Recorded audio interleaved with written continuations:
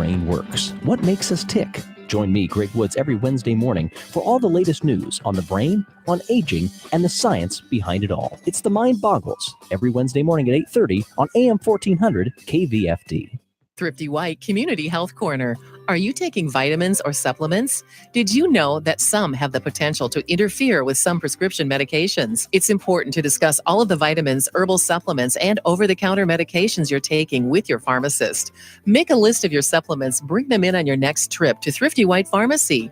Adding a vitamin to your daily routine? Check in with your local Thrifty White pharmacist to make sure there are no interactions between your prescription medications and your supplements. It is with sound mind and body that I, James Fredericks III, after fighting with all direct family members for decades, leave my entire fortune of $32 million to the one friend I had in the end, the package delivery guy, Matt Songer. Woohoo! Yeah! I had a feeling about this. I'm rich! Oh, this cannot be happening. Actually, it's not happening. What? And it never will. I don't get it. There aren't even people here. That's just one of those murmuring sound effects. Seriously? Listen, if you want to have money in your future, don't rely on luck. Put $10 away each month. Cook once in a while instead of eating out. Okay. Pay down your high-interest credit cards. Right. Small changes today, big bucks tomorrow. So, no inheritance? No. Go to feedthepig.org for more free ideas. Feedthepig.org. This message brought to you by the American Institute of Certified Public Accountants and the Ad Council. And just to be clear, no inheritance, right?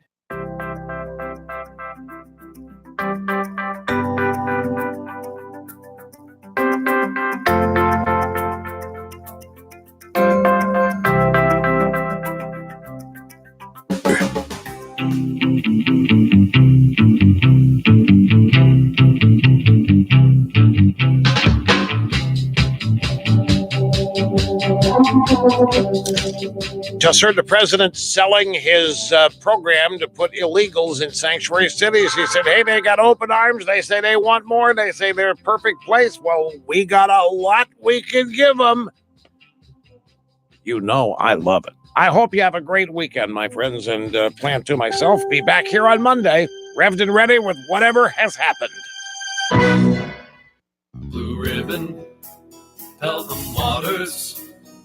Your water pro since 1949. Who would have thought there'd be entire aisles devoted to bottled water and that people would buy more water than pop? I'm Brian with Blue Ribbon Pelham Waters here in Fort Dodge. Spring water, drinking water, mineral water. There's so many choices, and we're proud to offer you them all. From our own refreshingly pure drinking water to ultra pure Mountain Valley spring water, Blue Ribbon Pelham's is your complete water store. What does building a better bank look like? It starts with building Capital One cafes, warm, inviting places that feel nothing like a typical bank, where you can open an account with no fees or minimums in 5 minutes. And you'll always find people ready to help you, not sell you. Welcome to Banking Reimagined. What's in your wallet? For consumers only. Offered by Capital One and a member FDIC. Cafes available in select locations. Copyright 2018 Capital One. I'm Dave Ramsey. Join me every Monday through Friday afternoon from 5 to 8 p.m. on AM 1400 KVFD Fort Dodge. A reversal at the White House. Lisa Brady, Fox News. President Trump confirming first in a tweet and then to reporters moments ago he is considering something aides had been dismissing as an idea already rejected, sending illegal immigrants to so-called sanctuary cities, as he continues to accuse Democrats of failing to work with him. But we have horrible old-fashioned laws that are put in by the Democrats. We're willing to change them. We can do it in, I used to say 45 minutes. We can do it in 15 minutes, whether it's catch and release or chain migration or any of them. House Speaker Nancy Pelosi has called the sanctuary city-related proposal unworthy of the presidency and disrespectful to the challenges the country is facing.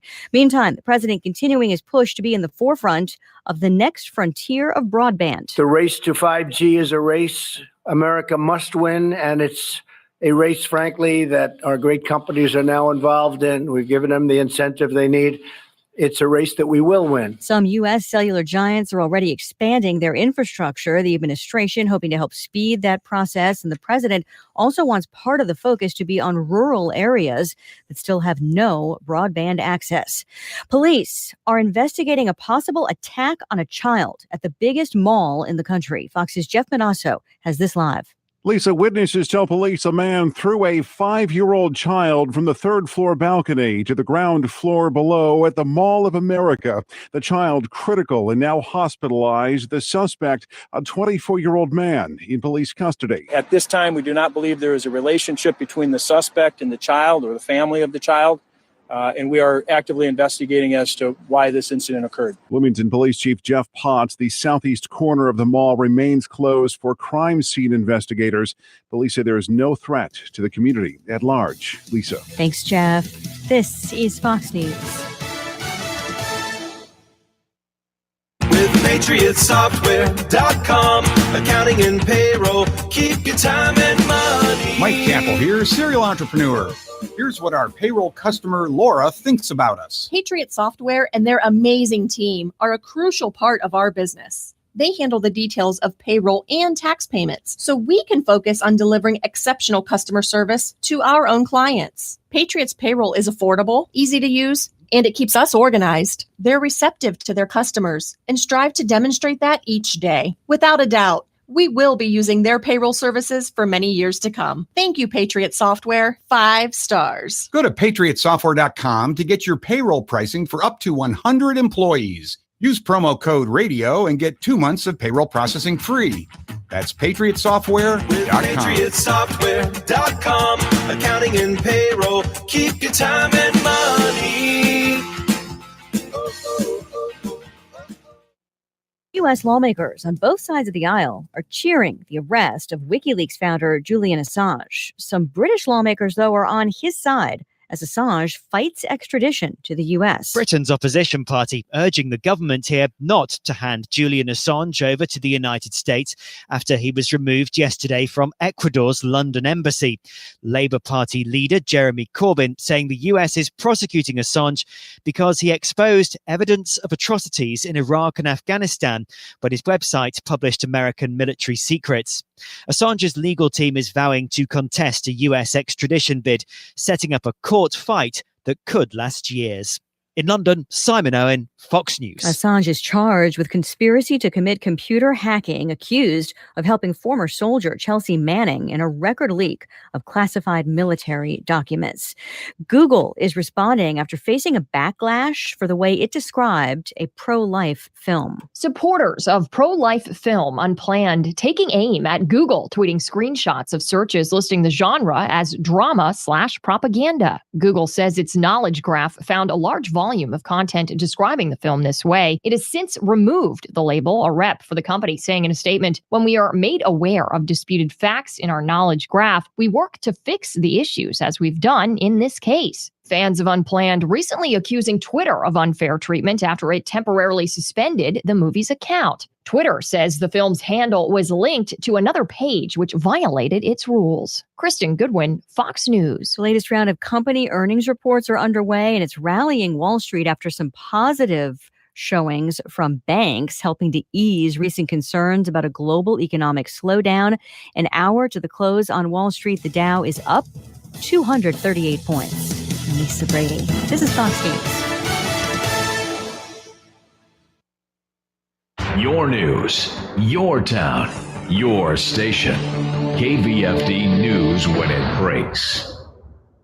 Afternoon, I'm Alex Benzagal with the KVFD Afternoon News. Information just released from the 2017 census on agriculture shows the number of Iowa farms dropped while their size increased. Radio Iowa's Dar Danielson reports. The USDA census shows the number of farms in Iowa dropped by 2.9% to 86,104. The average size of the farms increased by the same percentage to 355 acres. The data shows the value of agricultural products sold by farmers totaled $29 billion. That was down 6% from the 2012 survey. Crop sales were down 20% to $13.8 billion, while livestock sales were up 12% to $15.1 billion. Iowa is second in the nation for total value of ag products and livestock sold in 2017. Radio Iowa, I'm Dar Danielson. A Fort Dodge woman is continuing the donations effort to help the affected flooded areas of southwest Iowa and Nebraska. Heidi Lau has been leading the effort and has an update on what's next. I am leaving this coming Monday morning with everything that I can pile into a Suburban, and I am making a delivery to Hamburg, Iowa.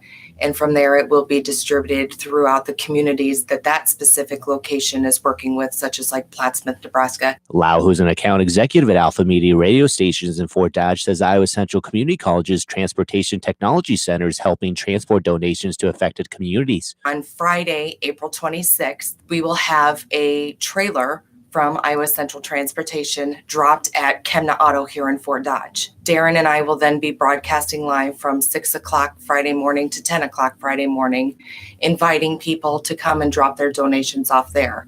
Later on Friday night, Iowa Central will then come hook up to the trailer and they will take off with it first thing Monday and head into Nebraska. The live show will be on Iowa's favorite country, K97, next Friday. Lau says she's still taking gently used clothing, bottled water, air mattresses, small bales of hay, and bags of grain. Monetary donations are also being accepted. Donations are being accepted at Alpha Media Studios at 200 North 10th Street in Fort Dodge.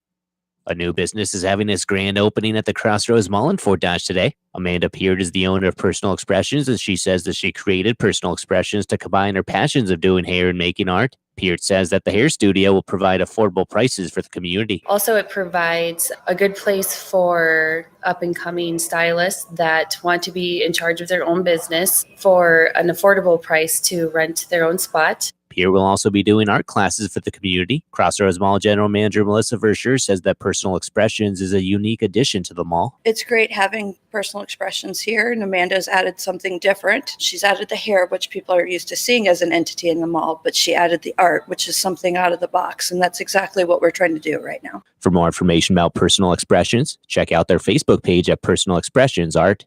I'm Alex Benzagal with the KVFD Afternoon News. Have a great day. Here's the AM 1400 KVFD weatherology forecast. Cloudy skies this afternoon with a high into the upper 30s. Windy west winds around 15 to 25 miles per hour, gusting as high as 35. Tonight, mostly cloudy skies, a low near 29. By Saturday, mostly sunny, a high around 47 degrees. Sunday, partial sunshine develops and a high around 50. Monday, sunny, high of 61. From the Weatherology Weather Center, I'm meteorologist Jennifer Wojcicki. Currently, it's 35. Doing some deep cleaning in your home or business? Don't throw your gently used stuff out. Take it to the general store, where every donation is tax deductible. When it's time to clean out your dressers, closets, attics, basements, and storerooms, just load it up and come to the general store. Their friendly staff will help unload everything with you. Remember, when you donate your gently used furniture, clothing, small appliances, and more to the general store, you're helping people with special needs in our community. The General Store, 12 North 25th. Fort Dodge. First State Bank and its ag lenders are first for you. They strive to help you grow with their hometown roots, quick local decisions, competitive rates, and superior service. When it comes to agriculture, they strive to be your #1 financial institution leader. Stop in or give Dave Taylor, Troy Tildes, and Steve Vandesen, ag loan officers in Webster City, a call to see how they can help you grow. Member FDIC, Equal Housing Lender. First State Bank, first for you. Connect to this radio station from all across the country. Take us to the gym, shopping. How about a road trip? Listen to us now on the free iHeartRadio app. You'll never miss a moment with your favorite radio station. Download the free iHeartRadio app and search for this station so we can go wherever you want us to. Around here, life is a continuous circle. We have friend circles, business circles, great work, and occasionally circles under our eyes. At our best, we have a circle of caring people around us. That's the power of Mercy One, a healthcare support network 20,000 strong, personalizing your care by keeping you at the center of everything we do. Mercy One, your best life, our one purpose. And now, a quick comparison from Grasshopper. When picking a phone number for business, what sounds more professional? Your personal number? Hold on, let me give you my cell. And actually, let me get yours too, just so I don't ignore your call, you know? Or a dedicated business number, courtesy of Grasshopper? It was a pleasure meeting you. Our number is 1-833-IT-TROOP. Give us a call anytime. There's no contest. Put your best voice forward with Grasshopper, the virtual phone system for small business. Try it free at grasshopper.com. Michael Devine, the Doctor of Truth. Does anyone have anything they'd like to confess? At AM 1400 KVFD. Oh no, a white man is on the air. I must be privileged. I must be privileged. How awful. I'm going to struggle with my whiteness here again today. I'm going to struggle with my whiteness. I got the struggle with my whiteness thing from J.D. Scholten, who will be in this studio on Tuesday. So I'm looking forward to J.D. Scholten. Here, local liberals, Democrats, this is the first question I'm going to ask J.D. Scholten. Would you explain to me and to the listening audience what you mean when you say you're going to struggle with whiteness? JD's having a battle. He's struggling with whiteness. He thought playing minor league ball, Class A ball, was difficult enough. But no, he has to struggle with whiteness. Somebody give me a resume on J.D. Scholten. I understand he was a paralegal, but he had kind of a, he had a no real job history other than paralegal at several different firms. So he played Class A ball for 8 years, which is a long time not to get the message that you're not good enough even to go to Double A. But then he kind of wandered around in the paralegal profession until he decided, hey, I think I'll run for Congress. I'm going to run for Congress. And Steve King, of course, was not on his A game. Steve is not used to debating and he didn't seem to want to debate somebody like JD.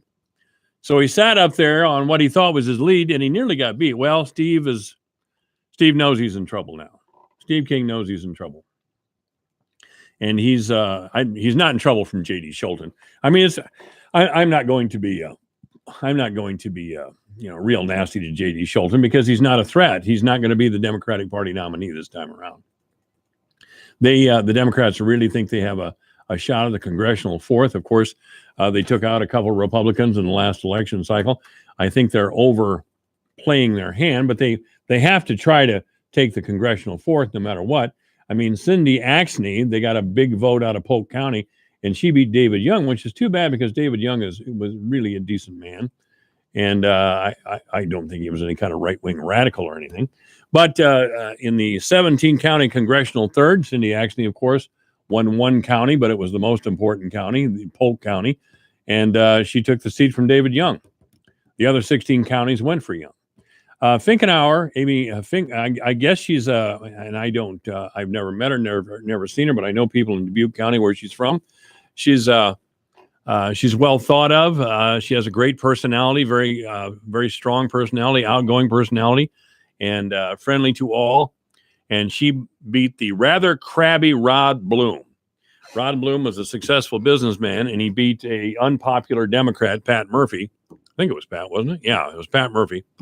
Who was one Speaker of the House, but the Democrats in Des Moines didn't even like Pat Murphy. So, it wasn't a surprise that Rod Bloom, who didn't seem to be much more popular than Pat Murphy, lost to Abby Finkenauer. He was getting in fights with television reporters over in Cedar Rapids. And of course, he didn't react well to petty harassment by the resistance. They're resisting. Oh my God, it takes courage to resist. I mean, wow. Let's see. We have the defenders of the Alamo. We have the resistance. We have civil rights workers who were threatened in their homes in the middle of the night and sometimes murdered in their driveway. And we have the resistance. Which takes the most courage? Do you think perhaps the resistance and some people claiming courage aren't really that courageous, but they're narcissistic?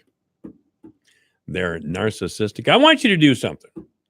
I want you to do something for me, provided you're at a desk.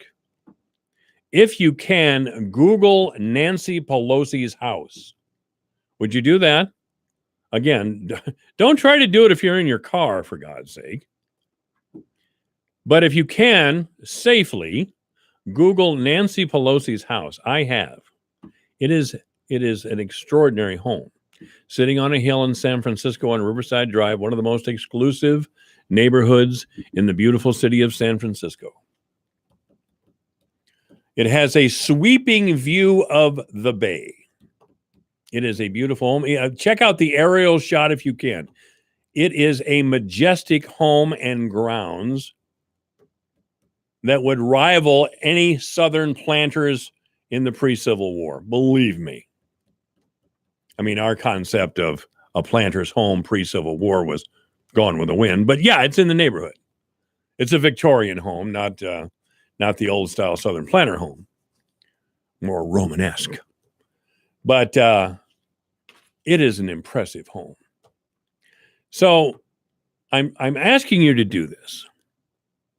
I'm asking you to do this because, oh my God, apparently there was talk in the Trump administration of taking illegal immigrants and placing them in sanctuary cities, which I think is a terrific idea. Sanctuary cities are not cooperating with federal law enforcement. They're protecting their illegal immigrants. And they're very proud of themselves for doing so. They regularly talk about the courage that they have for doing this, and they won't be bullied by the terrible Trump administration. They are standing with their immigrants. They're holding tightly to their immigrants. They cut native-born workers loose a long time ago. That's Black American workers, white American workers. They cut them loose a long time ago. As a matter of fact, in Georgia, African American workers actually had to sue, and the predicate of their lawsuit was that their employers were firing them and replacing them with illegal workers. I don't know whatever became of the lawsuit, but that was a couple of years ago. African American workers were being displaced by illegals. Want to tell me about racism again? There is no racism in this. It is stark slave labor, a race to the bottom as far as wage workers are concerned. So I thought, if it's Stephen Moore, I'm glad that he came up with this idea. Whoever came up with this idea, I really want to follow up on this. I hope President Trump, and he's got an unerring ear for this sort of thing, I hope he hears in the Democratic response to this plan that didn't get any traction. I hope he hears in this plan a great marketing piece to bash the Democrats with. I hope he appears on the podium later this afternoon with a picture of Nancy Pelosi's house in one hand and Chuck Schumer's house in the other. And every time a liberal Democrat starts pounding on the podium about how terrible and inhumane and cruel Donald Trump is for this awful plan, I want him to hold up the pictures of those houses and say, who wouldn't want to live in this neighborhood?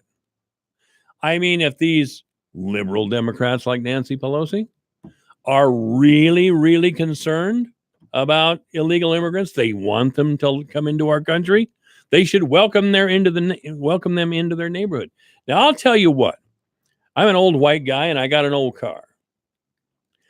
I could tonight, I'm not going to, but I could tonight drive an old car right down South Riverside Drive where Nancy Pelosi lives in this elite neighborhood in the beautiful city of San Francisco. I could drive my old car down Riverside Drive in front of Nancy Pelosi's house, and it wouldn't be too long before either the police or a private security service would be pulling me over and checking me out. And they would want to know what I'm doing there. They come up with some reason. This is the way police officers do this. It's illegal just to stop you to see what you're doing. But if they can come up for a reason to stop you, oh, you didn't turn your turn signal on, or some silly pretense, then they can stop you. And they're going to stop you and say, well, your tail light needs to be fixed, or hump. But pretty soon they're going to ask you, what are you doing here? In fact, that's going to be and people who are kind of braced, they're talking all of a sudden to a uniformed and armed police officer, the badge, the whole thing, they're intimidated. They're going to, oh, I was just passing through, officer. They're never going to say something like, well, I don't think that's any of your business, officer, which is a perfectly legal thing to say, by the way, because the police will then make their life difficult. They shouldn't, but they do. And they will do that to an old white guy. They would do that to me, and they would do that to you because they want to keep ne'er-do-wells out of that neighborhood. So I can only imagine what the reaction to Pelosi's little police force would be if all of a sudden a lot of poor, pitiful immigrants showed up on South Riverside Drive in San Francisco. And then, believe me and every other talk show host in the entire country, when we saw Pelosi's private security and police officers rounding those people up and taking to another part of town, to a big warehouse or wherever, we could safely call them racist. We could safely tell them how cruel and inhumane they are. Because I'll tell you, Nancy Pelosi and these people are the biggest hypocrites on the face of the earth. They don't give a damn about illegal immigrants. I don't think Nancy Pelosi gives one single damn about an illegal immigrant, period. And she doesn't give a damn about you. What she does care about is power. That's what the Democrats are about. They're shallow careerists, and they have a game plan, and they're working it. It's the LGBTQ community, whatever that is. I still don't know what all those letters mean, and I don't know what the acronym stands for, and I frankly don't care. They're for public employees, and they're holding tight to illegal immigrants, and I'll tell you why they're holding close to illegal immigrants. They're going to talk about diversity, which even they don't believe in. They don't believe for a second that a group of people forced into an area to live cheek by jowl, who all believe that their cultures are the same, and that's distinctly different from the melting pot. We insisted that immigrants in past years assimilated when they came here, my ancestors included. Okay, we're going to let you in, but you will assimilate to our ideas. And we have a Christian moral code, and we have a Constitution and Bill of Rights and all those things, and you will either love it or you will get out. Well, of course, they loved it. The United States of America was so much better in the kingdoms that they came from that they assimilated. The new people coming here are taught multiculturalism. All cultures were equal, and it's all a lie, and it's all baloney, and it will never work. It will never work. And the Democrats know that. But they believe it's a winning strategy to give business, and big money runs politics, Republican or Democratic, understand it. Understand it. The Democratic Party are defending strongly illegal immigrants because it's a winning strategy. We can paste these pictures of these poor, pitiful people pressed against a fence and blame Donald Trump so the Democrats can regain power. What they will never do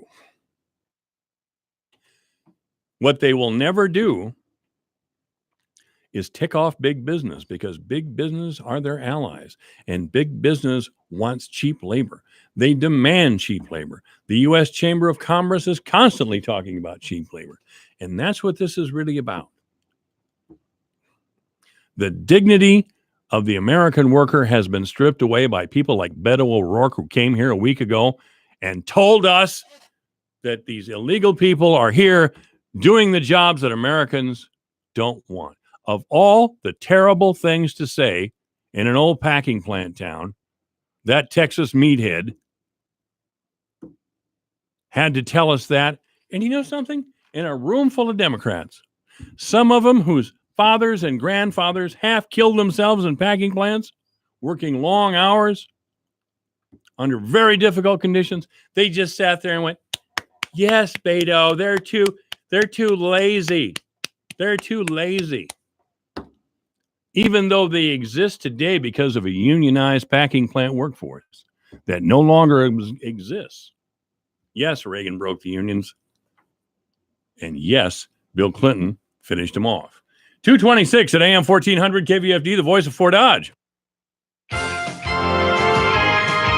Outlook on soybean exports. Hello, everyone. I'm Mark Dorenkamp with Managing for Profit on Brownfield. The USDA released its latest World Agricultural Supply and Demand estimates Tuesday. University of Illinois ag economist Todd Hubbs viewed the numbers as negative for corn and wheat and mostly neutral for soybeans because stocks were tightened slightly. He says a possible demand factor for soy that hasn't been talked about much is the African swine fever outbreak in China and the impact to bean meal. More after this. When the task of driving, your eyes and ears should be on the road. Iowa's rural roads are filled with scenic views around every curve, and so your full attention should be given to driving. You don't want to miss a have to end. So when you get behind the wheel, remember to put down your and just drive. Brought to you by the Iowa Department of Public Safety, Governor's Traffic Safety Bureau. Powerful, effective, proven, tough, consistent, reliable. A lot of adjectives can describe a herbicide's weed control, but one only applies to Liberty herbicide. Superior. Liberty herbicide has no known resistance in row crops, more convenient application flexibility, and excellent control of key weeds. All backed by the Liberty Weed Control Guarantee. Learn more at liberty.basf.com. Grow smart with BASF. Always read and follow label directions.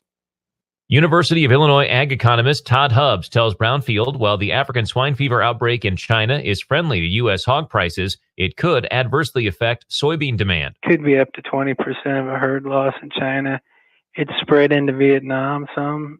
And if you look at the reports coming out of the World Health Organization for animal health, it seems to be spreading around. So if they've lost that amount of herd, you'll see some substitution into poultry and other protein places, but that's a lot of hogs moving out of China and possibly out of Vietnam and other countries. And while we have seen soybean purchase uptick here in the last few weeks from China, I think it's more related to trying to finalize this trade deal, not necessarily demand that they need for crushing to meet their protein needs for their herds. So, as we move in through 2019, if we get a trade deal, I expect to see more soybean buying out of China. But as we move into 2020, we could see that weaken a bit. So it is worrisome. If we can send soybeans to China via hog carcasses, I'm fine with that. But I doubt we make up for what we would normally send in exports via crush and feeding out our hogs. He says ultimately, soybean exports come down to a trade deal with China. What we saw this year from the last marketing year to this marketing year, we've seen sales to China tail off significantly, almost 1 billion bushels, but we have seen stronger sales in Mexico, stronger sales to the European Union, places like Pakistan, Indonesia, Thailand, Egypt, even places like Iran, basically Brazilian customers, as Brazil started shipping more of their beans to China. My fear is what we're seeing is we've got a lot of beans in the world. It looks like Brazil is going to have another large crop. USDA today projected it at 117 million metric tons, which is up from their last projection. Argentina's got a good crop, and their prices are low and their currencies are weak. So if China did turn to us as we move into through the rest of 2019 into 2020, we might lose some of those markets. So in my view, we might see a pickup in exports to China, but a pullback from some of these other markets that we were supplying to as Brazil and Argentina supplied China. That's Todd Hubbs with the University of Illinois. With Managing for Profit, I'm Mark Dorenkamp on Brownfield. In today's economy, it just makes sense to plan ahead. At Historic Bruce Funeral Home, pre-planning your funeral arrangements can save you money. By planning ahead, you can secure your arrangements at today's prices, no matter when our services are needed. Pre-planning your funeral is one of the most thoughtful things you can do for your family. Call us for details. Historic Bruce Funeral Home, Fort Dodge. Online at brucesfuneralhome.com. Get up first thing, smoke a cigarette before lunch, after lunch. Now that I'm talking about it, I kind of feeling like I've lost about 4 hours of every day. I decided I needed to find an alternative. So I started looking, and then Juul came up. I did both for a while. Eventually I just switched over and it's very quick. Mimi made the switch July 2015. Make the switch at JUUL.com. Warning, this product contains nicotine. Nicotine is an addictive chemical. Your news, your town, your station. KVFD News when it breaks. Afternoon, I'm Alex Benzagal with the KVFD Afternoon News. Information just released from the 2017 census on agriculture shows the number of Iowa farms dropped while their size increased. Radio Iowa's Dar Danielson reports. The USDA census shows the number of farms in Iowa dropped by 2.9% to 86,104. The average size of the farms increased by the same percentage to 355 acres. The data shows the value of agricultural products sold by farmers totaled $29 billion. That was down 6% from the 2012 survey. Crop sales were down 20% to $13.8 billion, while livestock sales were up 12% to $15.1 billion. Iowa is second in the nation for total value of ag products and livestock sold in 2017. Radio Iowa, I'm Dar Danielson. A Fort Dodge woman is continuing the donations effort to help the affected flooded areas of southwest Iowa and Nebraska. Heidi Lau has been leading the effort and has an update on what's next. I am leaving this coming Monday morning with everything that I can pile into a Suburban, and I am making a delivery to Hamburg, Iowa. And from there, it will be distributed throughout the communities that specific location is working with, such as like Plattsmouth, Nebraska. Lau, who's an account executive at Alpha Media radio stations in Fort Dodge, says Iowa Central Community College's Transportation Technology Center is helping transport donations to affected communities. On Friday, April 26th, we will have a trailer from Iowa Central Transportation dropped at Chemna Auto here in Fort Dodge. Darren and I will then be broadcasting live from 6 o'clock Friday morning to 10 o'clock Friday morning, inviting people to come and drop their donations off there. Later on Friday night, Iowa Central will then come hook up to the trailer and they will take off with it first thing Monday and head into Nebraska. The live show will be on Iowa's favorite country, K97, next Friday. Lau says she's still taking gently used clothing, bottled water, air mattresses, small bales of hay, and bags of grain. Monetary donations are also being accepted. Donations are being accepted at Alpha Media Studios at 200 North 10th Street in Fort Dodge. A new business is having its grand opening at the Crossroads Mall in Fort Dodge today. Amanda Peart is the owner of Personal Expressions, and she says that she created Personal Expressions to combine her passions of doing hair and making art. Peart says that the hair studio will provide affordable prices for the community. Also, it provides a good place for up-and-coming stylists that want to be in charge of their own business for an affordable price to rent their own spot. Peart will also be doing art classes for the community. Crossroads Mall General Manager Melissa Verscher says that Personal Expressions is a unique addition to the mall. It's great having Personal Expressions here, and Amanda's added something different. She's added the hair, which people are used to seeing as an entity in the mall, but she added the art, which is something out of the box, and that's exactly what we're trying to do right now. For more information about Personal Expressions, check out their Facebook page at Personal Expressions Art. I'm Alex Benzagal with the KVFD Afternoon News. Have a great day. Thank you, Alex. AM 1400, KVFD, the voice of Fort Dodge. 34 degrees and overcast, windy, of course. The weather sucks. Once again, we may get a high of 38 today, but that's hardly significant. Overnight, mostly cloudy with a low of 29. Tomorrow, sunny with a high of 47. I don't see snow in the forecast today. I did yesterday, so that's good news. On Sunday, it'll be sunny with a high of 50. Monday, sunny with a high of 61. Tuesday, sunny with a high of 66. Now we're talking. On Wednesday, chance of rain, cloudy with a high of 60. And on Thursday, mostly cloudy with a high of 60 once again. So we're getting there. We're getting there. We're going to, we're getting there. This is it. I just described the third week of April, so we should be getting there. Again, right now, 34 degrees at AM 1400, KVFD, the voice of Fort Dodge.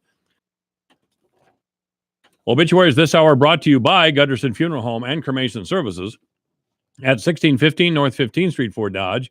You may contact Gunderson Funeral Home and Cremation Services by calling 515-576-7128 or online at www.gundersonfuneralhome.com. Linda Martins has passed. Linda Martins has passed away. Services for Linda Martins will be at 2 o'clock tomorrow at Gunderson Funeral Home. Rosella Harris has died. Services for Rosella Harris will be at 10 o'clock in the morning tomorrow at Gunderson Funeral Home.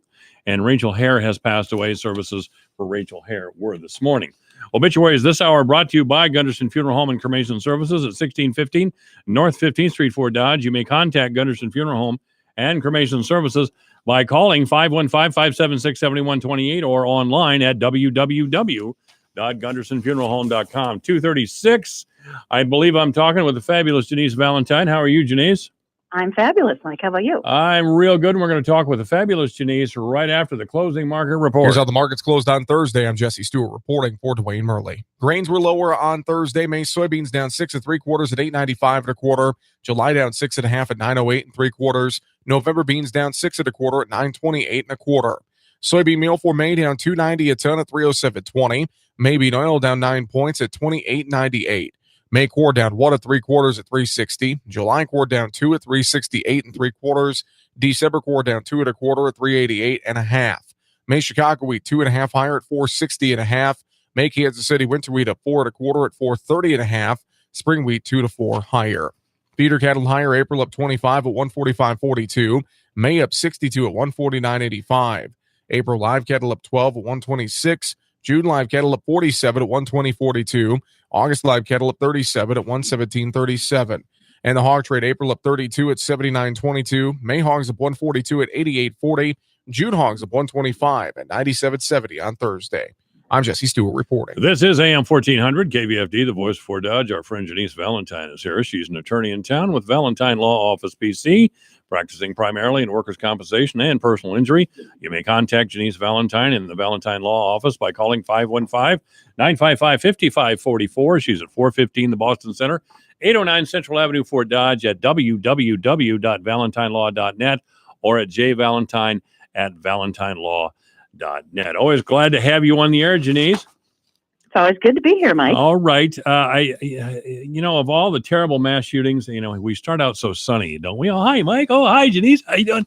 Of all the mass shootings, God, that's a downer. But I'm going to go with it anyway. Of all the horrible mass shootings we've had in this country, the one that bothered me the most was that horrible little redneck who went into an all-black church in Charleston, South Carolina a few years ago with a 9mm handgun and shot 9 people during a prayer service, a Bible study, actually. And the next day in the paper, there were these 9 beatific faces of these deeply Christian black people, full of joy, full of love. And then there was the picture of this little demon with his hateful face and his dark eyes. And that has haunted me since I saw it. Now, again, we have, and I'm not a Southerner. I lived in the South. I lived in North Carolina a couple of years, a little more than a couple of years. I've lived in Arkansas. I kind of understand the culture. I'm not part of it, but I kind of understand it's way different than mine. Now down in Louisiana, we have this little redneck Holden Matthews, who's 21 years old, and he burned up 3 black churches. I just don't get this. Of all the, if you want to be a racist, it's your right. Be a racist. But to defile, and I'm, believe it or not, Joyce, I've never been mistaken for God's other son. However, there is something about an attack on a Christian church that hits me in a deep spot. And this little moron just did that again. Now, they'll fix the churches, and he'll go to prison. He's a deputy sheriff's son, by the way. And he'll go to prison. I didn't realize that. Oh, yeah. His father actually helped arrange a place where he could go to be arrested. Now, that's all the information that was given. And apparently the parents of this young man are understandably distraught and have gone into seclusion. I wouldn't know what to do, actually, if this was a relative of mine either. I wouldn't know how to handle it. There's just no way I could handle it, I don't think. But I don't know if you've seen a picture of him or not. Not the best looking guy in class, I'll tell you. Bad case of acne and ugly at the same time, which is never a good combination. But I just don't get it. I really do understand the friction between ethnic groups sometimes. I mean, at some point in the distant future, they say we'll all be one race, the human race, if we don't blow ourselves up. And I have high hopes, but that's in 500 years and I'll probably be gone. So in the meantime, I'm going to understand if there's a little friction. I'm going to understand if black people get mad at white people. I'm going to understand if white people get mad at black people and Mexicans get mad at all of us. I'm going to, okay. All right. Okay. If that's the way it is, that's the way it is. This, I don't get, Janice. I don't get this. Yeah, and it brings back so many things for me. I was a member at St. Paul's Lutheran when that church was arsoned, and I've never, even as a kid, I had some friends that, friends is probably using the term loosely, but I had classmates, sure, that were kind of big into vandalism, and understood it. I mean, I don't get the thrill that you get out of defiling or defacing somebody else's stuff. And I never was a part of it. The worst thing I ever did was, it was kind of a tradition to TP somebody's house when their kids got married. What a So I wild girl you participated were. in that on occasion. But aside from that, never ever in my wildest dreams would it make any sense to me to burn something down or to, lay waste to something. And particularly, like you're saying, I think churches just have a special part, or a special hold on our hearts because of the things. Those are landmark places that landmark things happen: weddings and baptisms and funerals, and we are tied to that. So to defile and I don't get what you get out of it. I mean, I just don't get what you get out of it. So. You would think that if you were truly a racist, you'd want African Americans to go to church. Right? Right. For the reason that Christians usually don't go looking for dumb white kids to beat up. We hope that. There's other black kids that look for dumb white kids to beat up, but they're not usually part of the Christian church. I don't know what I expect you to say, Janice. This is so inexplicable and so ugly. Again, it is, and to hold those thoughts, to me, I know you made the comment that it's your right to be a racist. I struggle with saying those words because it just doesn't fit with what I believe in. Sounds a little funny, doesn't it? but it's definitely a situation where even if you believe those thoughts, to take this kind of action, it just flies in the face of any logic. It's a horrible tragedy, and the fear that they have to live it with, because that one church in particular, if anyone would have actually been in that worship service, it was destroyed, and it looked like it went down quick. Well, I'm just old enough to remember when rednecks, when I was 10 or 11 years old, blew up a church in Birmingham, Alabama, and killed 4 little girls. That was a turning point in our country. It was a shock. Not only that 4 little girls had been killed, but they'd been killed in church on Sunday morning. Our society and country was a much more Christian society then, and that silenced every redneck in the South and in the world for quite some time, actually. And the world changed after that. I hate to think of those 4 very young 4 children as some sort of martyrs. They were just trying to go to school, to Bible study school that morning. And these idiots bombed the place and killed them. But the world did change after that, and it should have changed after that. Again, all those things were, and I'll give credit to my parents. They made us watch those things when we were little kids. This is the way people are being treated because they're black. Well, actually, they said colored at the time, but that was liberalism in the early 1960s. But that was progressive thinking in the early 1960s. But they were. My dad was a conservative guy, but I don't know. I'm just babbling because I don't know what to make of it. I just don't know what to make of that sort of ugliness. I mean, and I don't think any of us do, Mike. I mean, and until you look it in the face, and I wish they wouldn't even show the faces of people that do this, because I think that's part of the reason they do it. It would show the victims, if the families are so inclined, but leave the perpetrator out of it and don't say their name, don't say anything about them. I think that's one of the reasons that they do it. And if we gave them no notoriety, maybe that would take some of the idealism out of whatever racist or weird thoughts that they have going on. Some kind of heavy metal Nazi thing is apparently what this kid was into, and I gave up on that a long time ago. I have no idea what they're talking about. Heavy metal Nazi stuff. I don't even get that. This is AM 1400 KVFT, the voice for Dodge. Our guest is Janice Valentine, a local attorney. I am having a little fun today, Janice. You may not appreciate my sense of humor in this regard, but I am having a little fun today.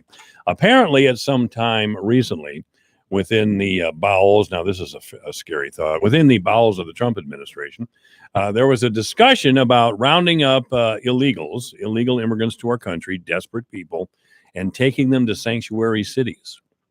I thought that was a great idea. I immediately, and I asked people to do this in the last segment. I asked them to Google Nancy Pelosi's house. Now that is an impressive mansion and grounds. I can't imagine, well, me being allowed in the neighborhood. But of course, the Democrats and Nancy Pelosi is leading in these accusations. It's inhumane and cruelty at a new level, and on and on and on. And I don't get the allegation necessarily. I think actually Donald Trump will think this weekend sometime that he stumbled onto another good issue, putting desperate poor people without a quarter in their blue jeans in some of the wealthy neighborhoods of liberal people who have been advocating for illegal immigration. What do you think, Janice? I think it's funny as hell. Well, there's a lot to laugh about. Maybe not that, but I didn't hear you chuckling with me. No.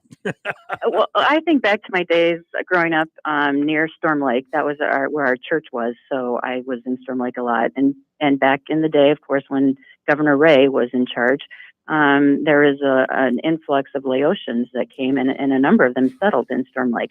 And I remember, seeing different faces, hearing different languages, seeing new stores open up.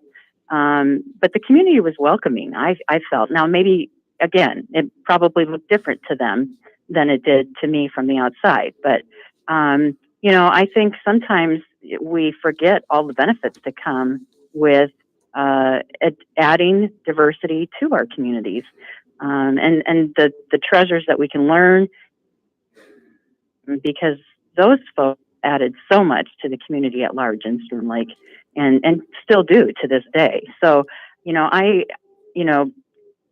we can always say it looks better when it's in somebody else's backyard. We hear that about hog lots. We hear that about all kinds of things. It's always a good idea until it's in your backyard. That's right. That's why I'm chuckling at Nancy Pelosi and people like that. Well, you reap what you sow. So if she's a strong proponent of this, let's go for it. Yeah, really. Let's live by the courage of our convictions, because I'll tell you, there'll probably be illegal people in my neighborhood. And that wouldn't be the first time. There have always been migrants, legally and illegally, that come up here to work in the chicken houses, even when I was a kid. And yes, some of them lived over the hill from me. And yes, I'm still friends with a couple of them to this day, even though they moved away from the state a long time ago. But that was in my neighborhood. They were not allowed, and I wasn't for that matter, in some of the other neighborhoods in the very small town that I come from. So I don't know what all the indignation is on the part of some of these very, very wealthy people who are advocates for the most poor people on earth. And some of these illegal people or illegal entrants are some of the most destitute people on earth. Now, the Laotians, I'll tell you something. I know a little bit about the Laotians because I was right across the border from them a couple of times on the Mekong River. I'm not trying to play big war story guy here, but the Laotians you're talking about, if we hadn't have gotten them out of that part of the country, that part of the world, would have been slaughtered in mass. There was no doubt that vengeful Laotian communists would have killed every one of them. And I mean, they were vicious and merciless. And anybody who thought that the North Vietnamese or the Laotians under Pol Pot, for God's sake, were somehow freedom fighters, were really living in Nancy Pelosi's neighborhood, as far as I'm concerned. I gotta bring up the case of Kyle Korver with you, Janice, because I see you posted and commented about it. And I have a different take than you do. I'm just going to tell you that Kyle Korver has written a piece, and I have it in my hand, called Privileged. And I'm going to let you do most of the talking here, but I'm going to set it up. One of his teammates, and I can never pronounce the guy's name, Thabo, and his last name I really can't pronounce, and I apologize. But Thabo is an African American, and he got into a tussle with police, a pretty good one, and his leg was broke. Now, Kyle Korver and this man, both professional basketball players, were friends, and Kyle Korver has decided to write a piece, again called Privilege, where he has decided to think about his privilege. Now, Kyle Korver is a privileged young man. Matter of fact, he's been privileged his whole life. elite athletes were elite athletes all through their growing up years. This is not the first time that Kyle Korver has felt special. He feels special today because of his God-given talent. I'm not privileged. And a lot of people in our town, Janice, aren't privileged either. And we feel funny about lectures from white people like Kyle Korver. What do you think? Well, I thought the article was very well done, and it highlighted the difference between living in this world as a white person versus living in this world as a person of color. And I thought he nailed it on the head in terms of how he has the ability to go back and forth and live his privileged white life, yet also obviously the privilege that comes with being a world-class athlete. So I thought it was a great perspective that he provided, and took a lot of courage, in my opinion, to write that piece, knowing what he was essentially fessing up to, that it is different being a white person in this world than it is being a black person in this world.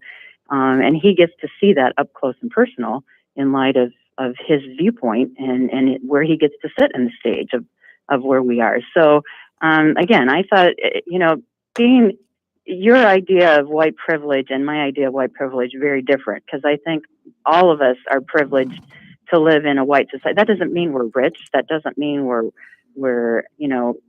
elite. It means we're white, and the world just treats us differently being white than it does when you're of color. Well, I've made mention to you before, Janice, that you're one of the whitest girls I know, and I appreciate that. And you grow up as I did in a small town in white world. I don't know if, first of all, I will concede the fact that it's much easier being a white person than a black person in the United States of America. I will concede that right off the bat. But I don't know if the way forward as far as race relations are concerned is to make white people feel some sort of shame because we live in a predominantly white state. Other parts of the world, of our country, as a matter of fact, aren't majority white, but ours, whoa, is it white? I don't know if that's a bad thing. And I should take that back. What I want to say is, I don't know if that's something that we need to be concerned about, living in a white state, in a white world. I am certainly opposed to racism. I am certainly opposed to any minority being treated harshly or being exposed to people like this character who burned the churches down in Louisiana. But I don't know if the accusation somehow that privilege really holds for us. Well, and I think Kyle makes a big point of that, the difference between shame and guilt. And, there is a difference, and we can't, and I agree with him when he says, and I hope I get this correct. It's been a while since I read the article, but, do we need to hold on to the guilt of what our forefathers did to the slaves? No, that's not on us. But we do need to live with perhaps the shame of what happened and the realities of what's left of that era and move forward from that. And, we've come so far. And I think of this too with gender. I mean, I think of me as a lawyer, I'm fortunate that those 20, 30 years my senior really blazed some trails.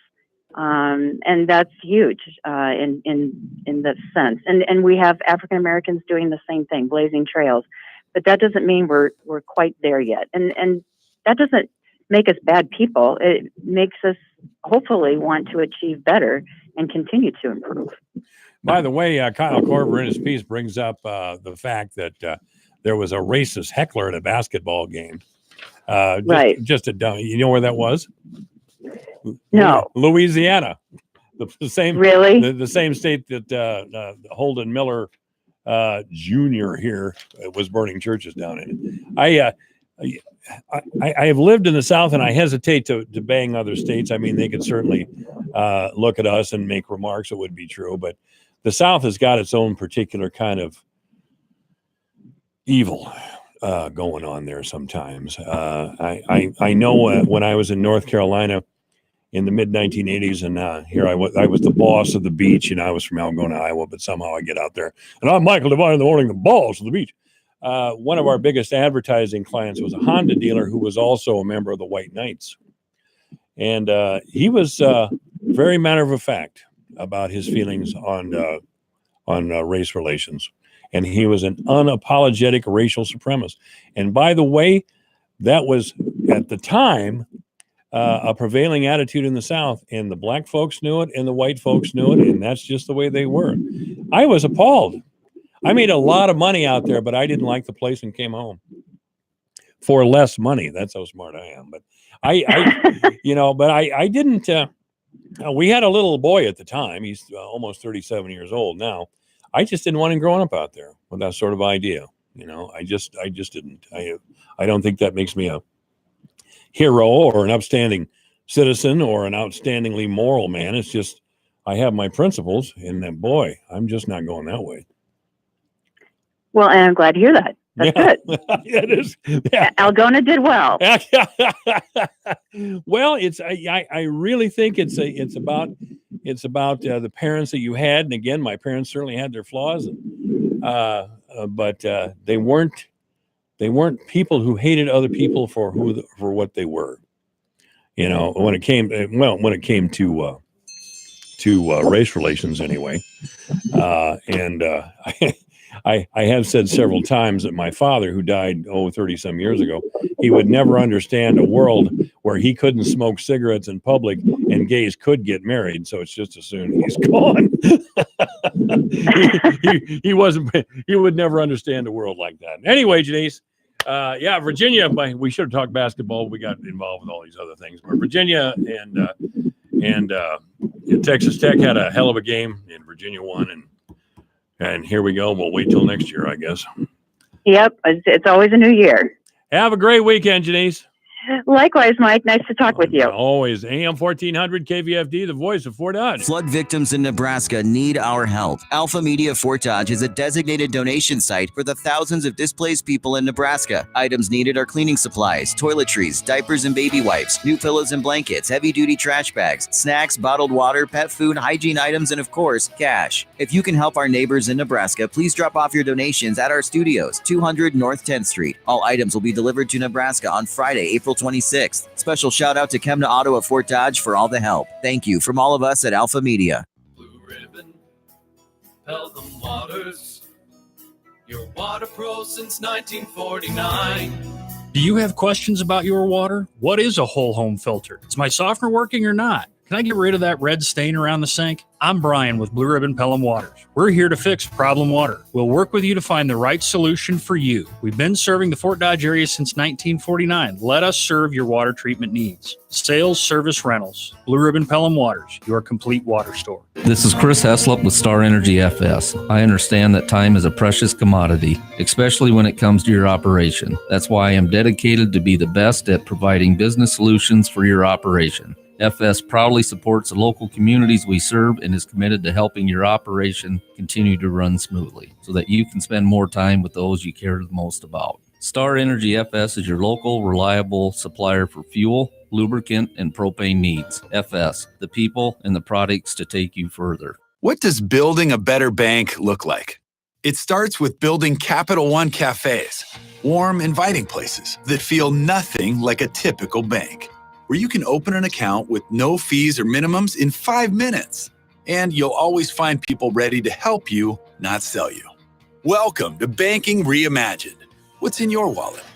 For consumers only. Offered by Capital One and a member FDIC. Cafes available in select locations. Copyright 2018 Capital One. You're listening to AM 1400 KVFD in Fort Dodge, Iowa, 3 o'clock. The president ramps up the pressure on immigration. Lisa Brady, Fox News. AIDS had dismissed reports about sending immigrant detainees to so-called sanctuary cities. But President Trump says he is strongly considering that. California, the governor wants to have a lot of people coming in, refugees coming in, a lot of sanctuary cities. So we'll give them to the sanctuary cities maybe to take care of if that's the way they want it, because we can only hold them under the current law for 20 days. He accuses Democrats of not being willing to work with him to change immigration laws. Democrats criticize the president's policies. And House Speaker Nancy Pelosi, whose district includes sanctuary city San Francisco, says the president is using humans as political pawns. The Secret Service responding to an incident outside the White House along Pennsylvania Avenue, where a law enforcement source tells Fox News a man set the jacket he was wearing on fire. He is receiving medical attention. No confirmed details yet about the man or his motives. The Chinese national, accused of trying to fake her way into the president's Mar-a-Lago club in Florida, is now indicted by a federal grand jury, though the indictment does not add to the original allegations against 32-year-old Yujing Zhang. The grand jury charges she knowingly lied or tried to mislead Secret Service agents, claiming to be attending a UN event at the club when none was scheduled, and for entering restricted areas. Zhang is not being charged with espionage, though she was found with malware-infested thumb drives, a listening device, and multiple phones and passports. The charges carry sentences of 6 years in prison and more than $250,000 in fines. Fox's Evan Brown in Miami. For now, the investigation continues. Wall Street ends the week with a rally. The Dow up 269 points. The closing bell topping 26,400. This is Fox News. This is Peter on his motorcycle. The open road! And this is Peter off his motorcycle. Please move your paper off my desk. Thank you. On his motorcycle. I feel so alive! Off his motorcycle. I feel like we covered that already, so... On. Wow! Look at the ocean! Off. Look at this article I found about urban planning. You're better on your bike. Progressive helps keep you on it. Get a quote in as little as 3 minutes at Progressive.com. Progressive Casualty Insurance Company and Affiliates. Finding great candidates to hire can be like, well, trying to find a needle in a haystack. But not with ZipRecruiter. Its powerful technology actively finds and invites qualified candidates to apply to your job. That's why 4 out of 5 employers who post on ZipRecruiter get a quality candidate through the site within the first day. So while other companies might deliver a lot of hay, ZipRecruiter finds you the needle in the haystack. Try ZipRecruiter now for free by going to ZipRecruiter.com/free. That's ZipRecruiter.com/free. 5-year-old child in critical condition after he either fell or was pushed at the Mall of America in Minnesota. Witnesses were already trying to help when police got to the boy. Witnesses also said there was a man that gave him a description and what direction he headed. There is a light rail station here. The rail runs from here to downtown Minneapolis. They halted the trains. They looked for him. They found him. They took a 24-year-old man into custody. Now, what's unclear here is that they say this was kind of a targeted event, but they don't think there was any familial relationship between this man and the child. But they are unclear if this child was a stranger or exactly what the connection is. Fox 9 reporter Rob Olson at the mall in Bloomington. A key player in a wide-ranging college admissions cheating scandal pleads guilty.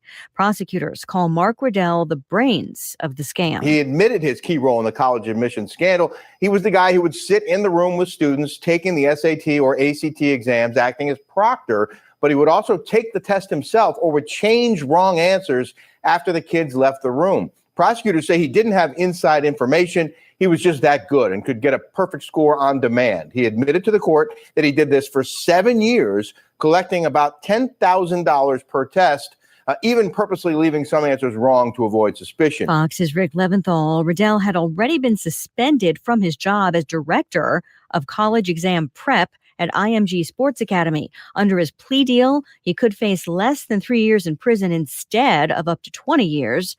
Plus, he'll have to pay a fine of more than $200,000. Recapping the Wall Street rally, the Dow up more than 1%, finishing at 26,412. The S&P close to a new record, topping 2,900. The NASDAQ also higher. I'm Lisa Brady. This is Fox News.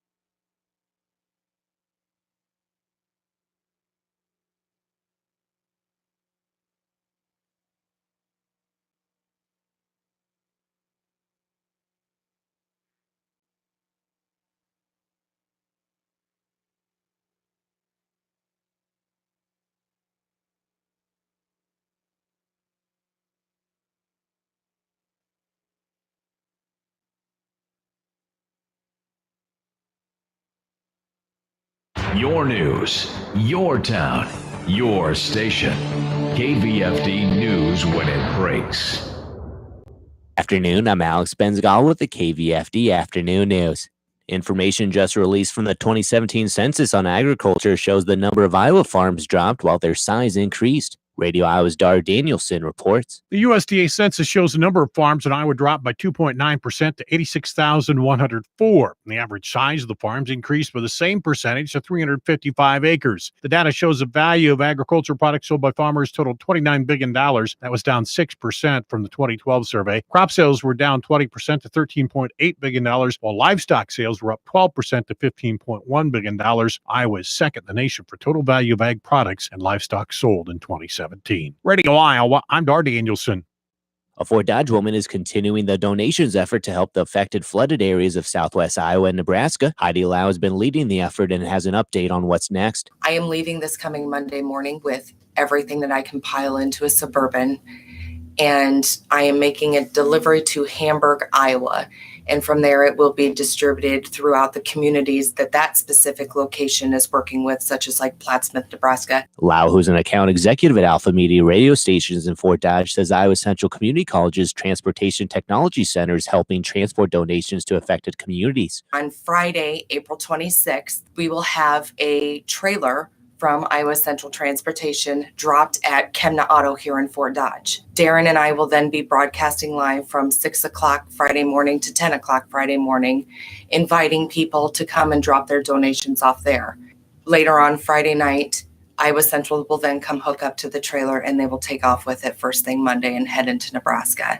The live show will be on Iowa's favorite country, K97, next Friday. Lau says she's still taking gently used clothing, bottled water, air mattresses, small bales of hay, and bags of grain. Monetary donations are also being accepted. Donations are being accepted at Alpha Media Studios at 200 North 10th Street in Fort Dodge.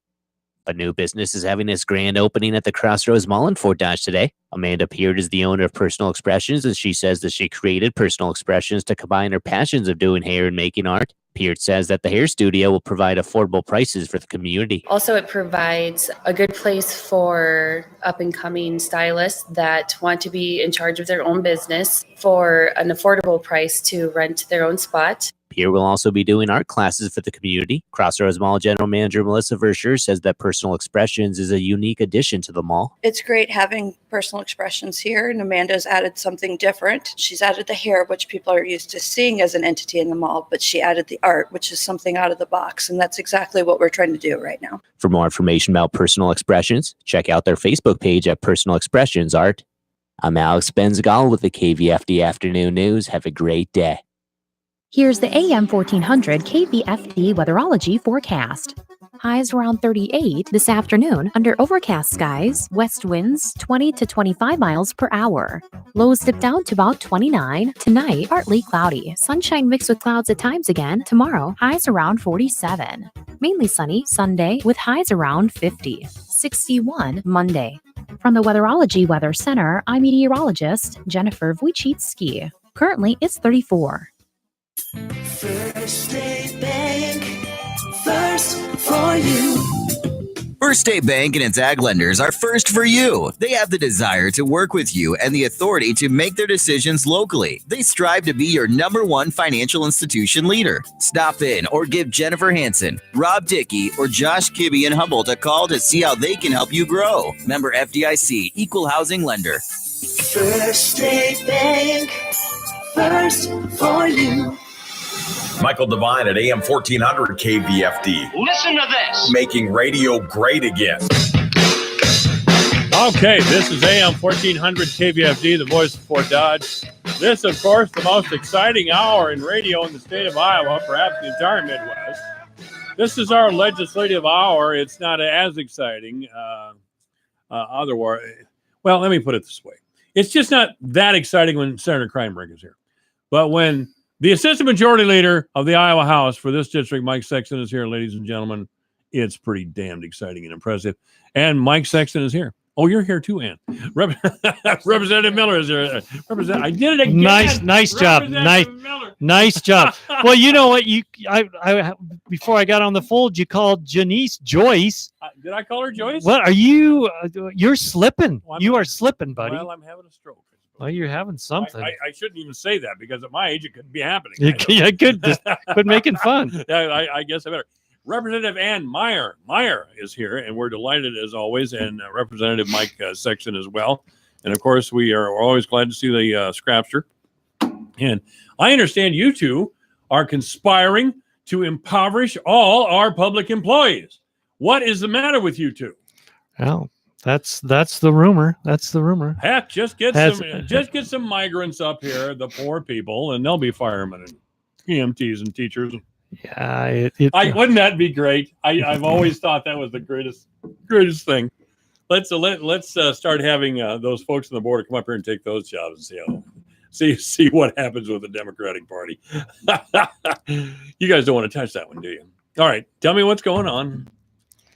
Well, we were just talking. We are doing a property tax bill that adds transparency to how cities and counties do their budget.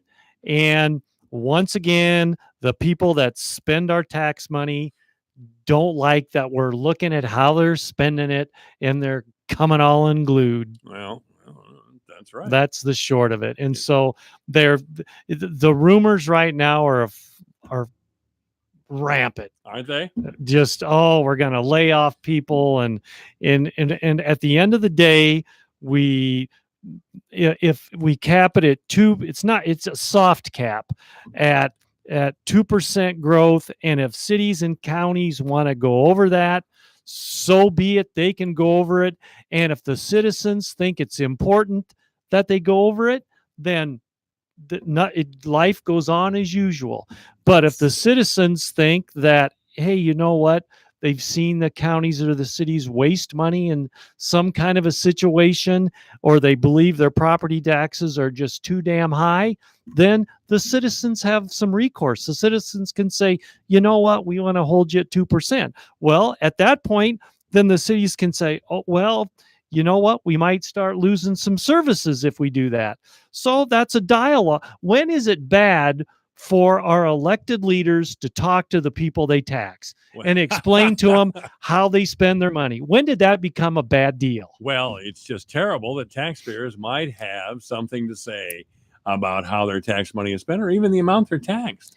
What do you think there, Helen? They are the providers of the tax dollars. Right. I don't think it's unfair to have a transparent budget and let them have some input on how the money is spent. Accountability, Ann, say it with me. Judicial accountability. Oh, you didn't want to go. We're not talking about that. Okay. Yeah. Accountability. Yeah. Accountability. So of course. Really, that strikes a vein with some people who've been in Des Moines a long time. They don't want accountability. I mean, you're in public office or you work for a city or county. Sometimes you don't want that sort of thing. You don't want it. You know what? I don't know anyone that I serve with that doesn't want to be accountable. I swear to you, I don't. Everyone I serve with in the House is very, they want to do the right thing for everyone in Iowa. And unfortunately, sometimes so you I'm have wrong? to. You're wrong on this. Did you say I was wrong, Mike? Yeah. You're wrong on this. I just want to address one of the rumors that's going around. This is going to kill IPERS for all public employees. Number one, that is not true. And number two, just to reinforce that fact that it will not kill IPERS for all public employees, that is going to be an amendment on the floor. Specifically says this will not touch any retirement contributions from from the city. It will not. Here we are once again talking IPERS for state employees, and we can't even we talk not the Democratic Party in Iowa talks not at all about private sector workers. We can't even get a $7.50 minimum wage. Of course, they're going to blame that on you too. That's okay. They can blame it, but but here's the thing, Mike. It's Iowa code. It's codified that you have to pay IPERS, and so it doesn't matter what we say.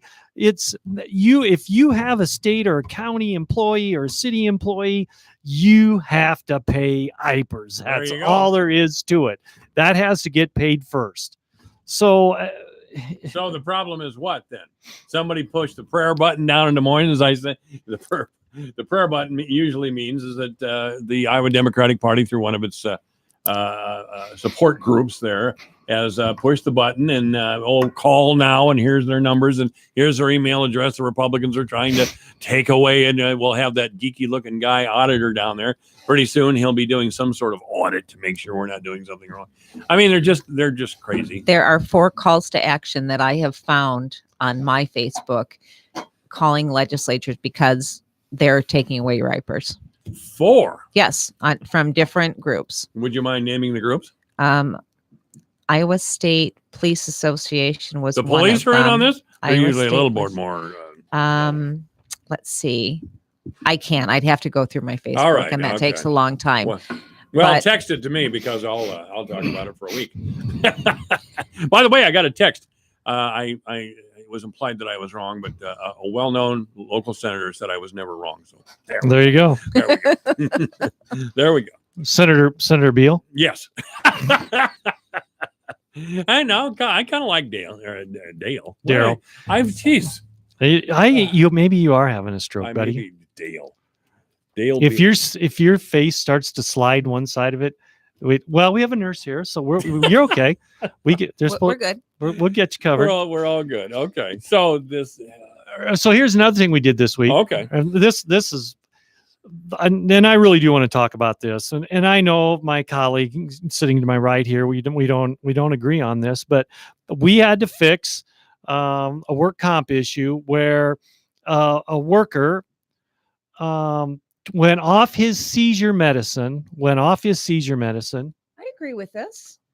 But it has to go back to the court ruling. Well, let's So went off let his, us all in on it. went off his seizure medicine, went to work, had a seizure, fell on the floor, got hurt, and our Supreme Court ruled that the company was responsible for that fall. Oh, sure. Yeah. And so therein lies my reason for supporting judicial reform and how we select our justices. Because once again, here's a ruling that if you asked, I don't know how many citizens of Iowa walking down the street, do you think this was the employer's fault that this person got hurt?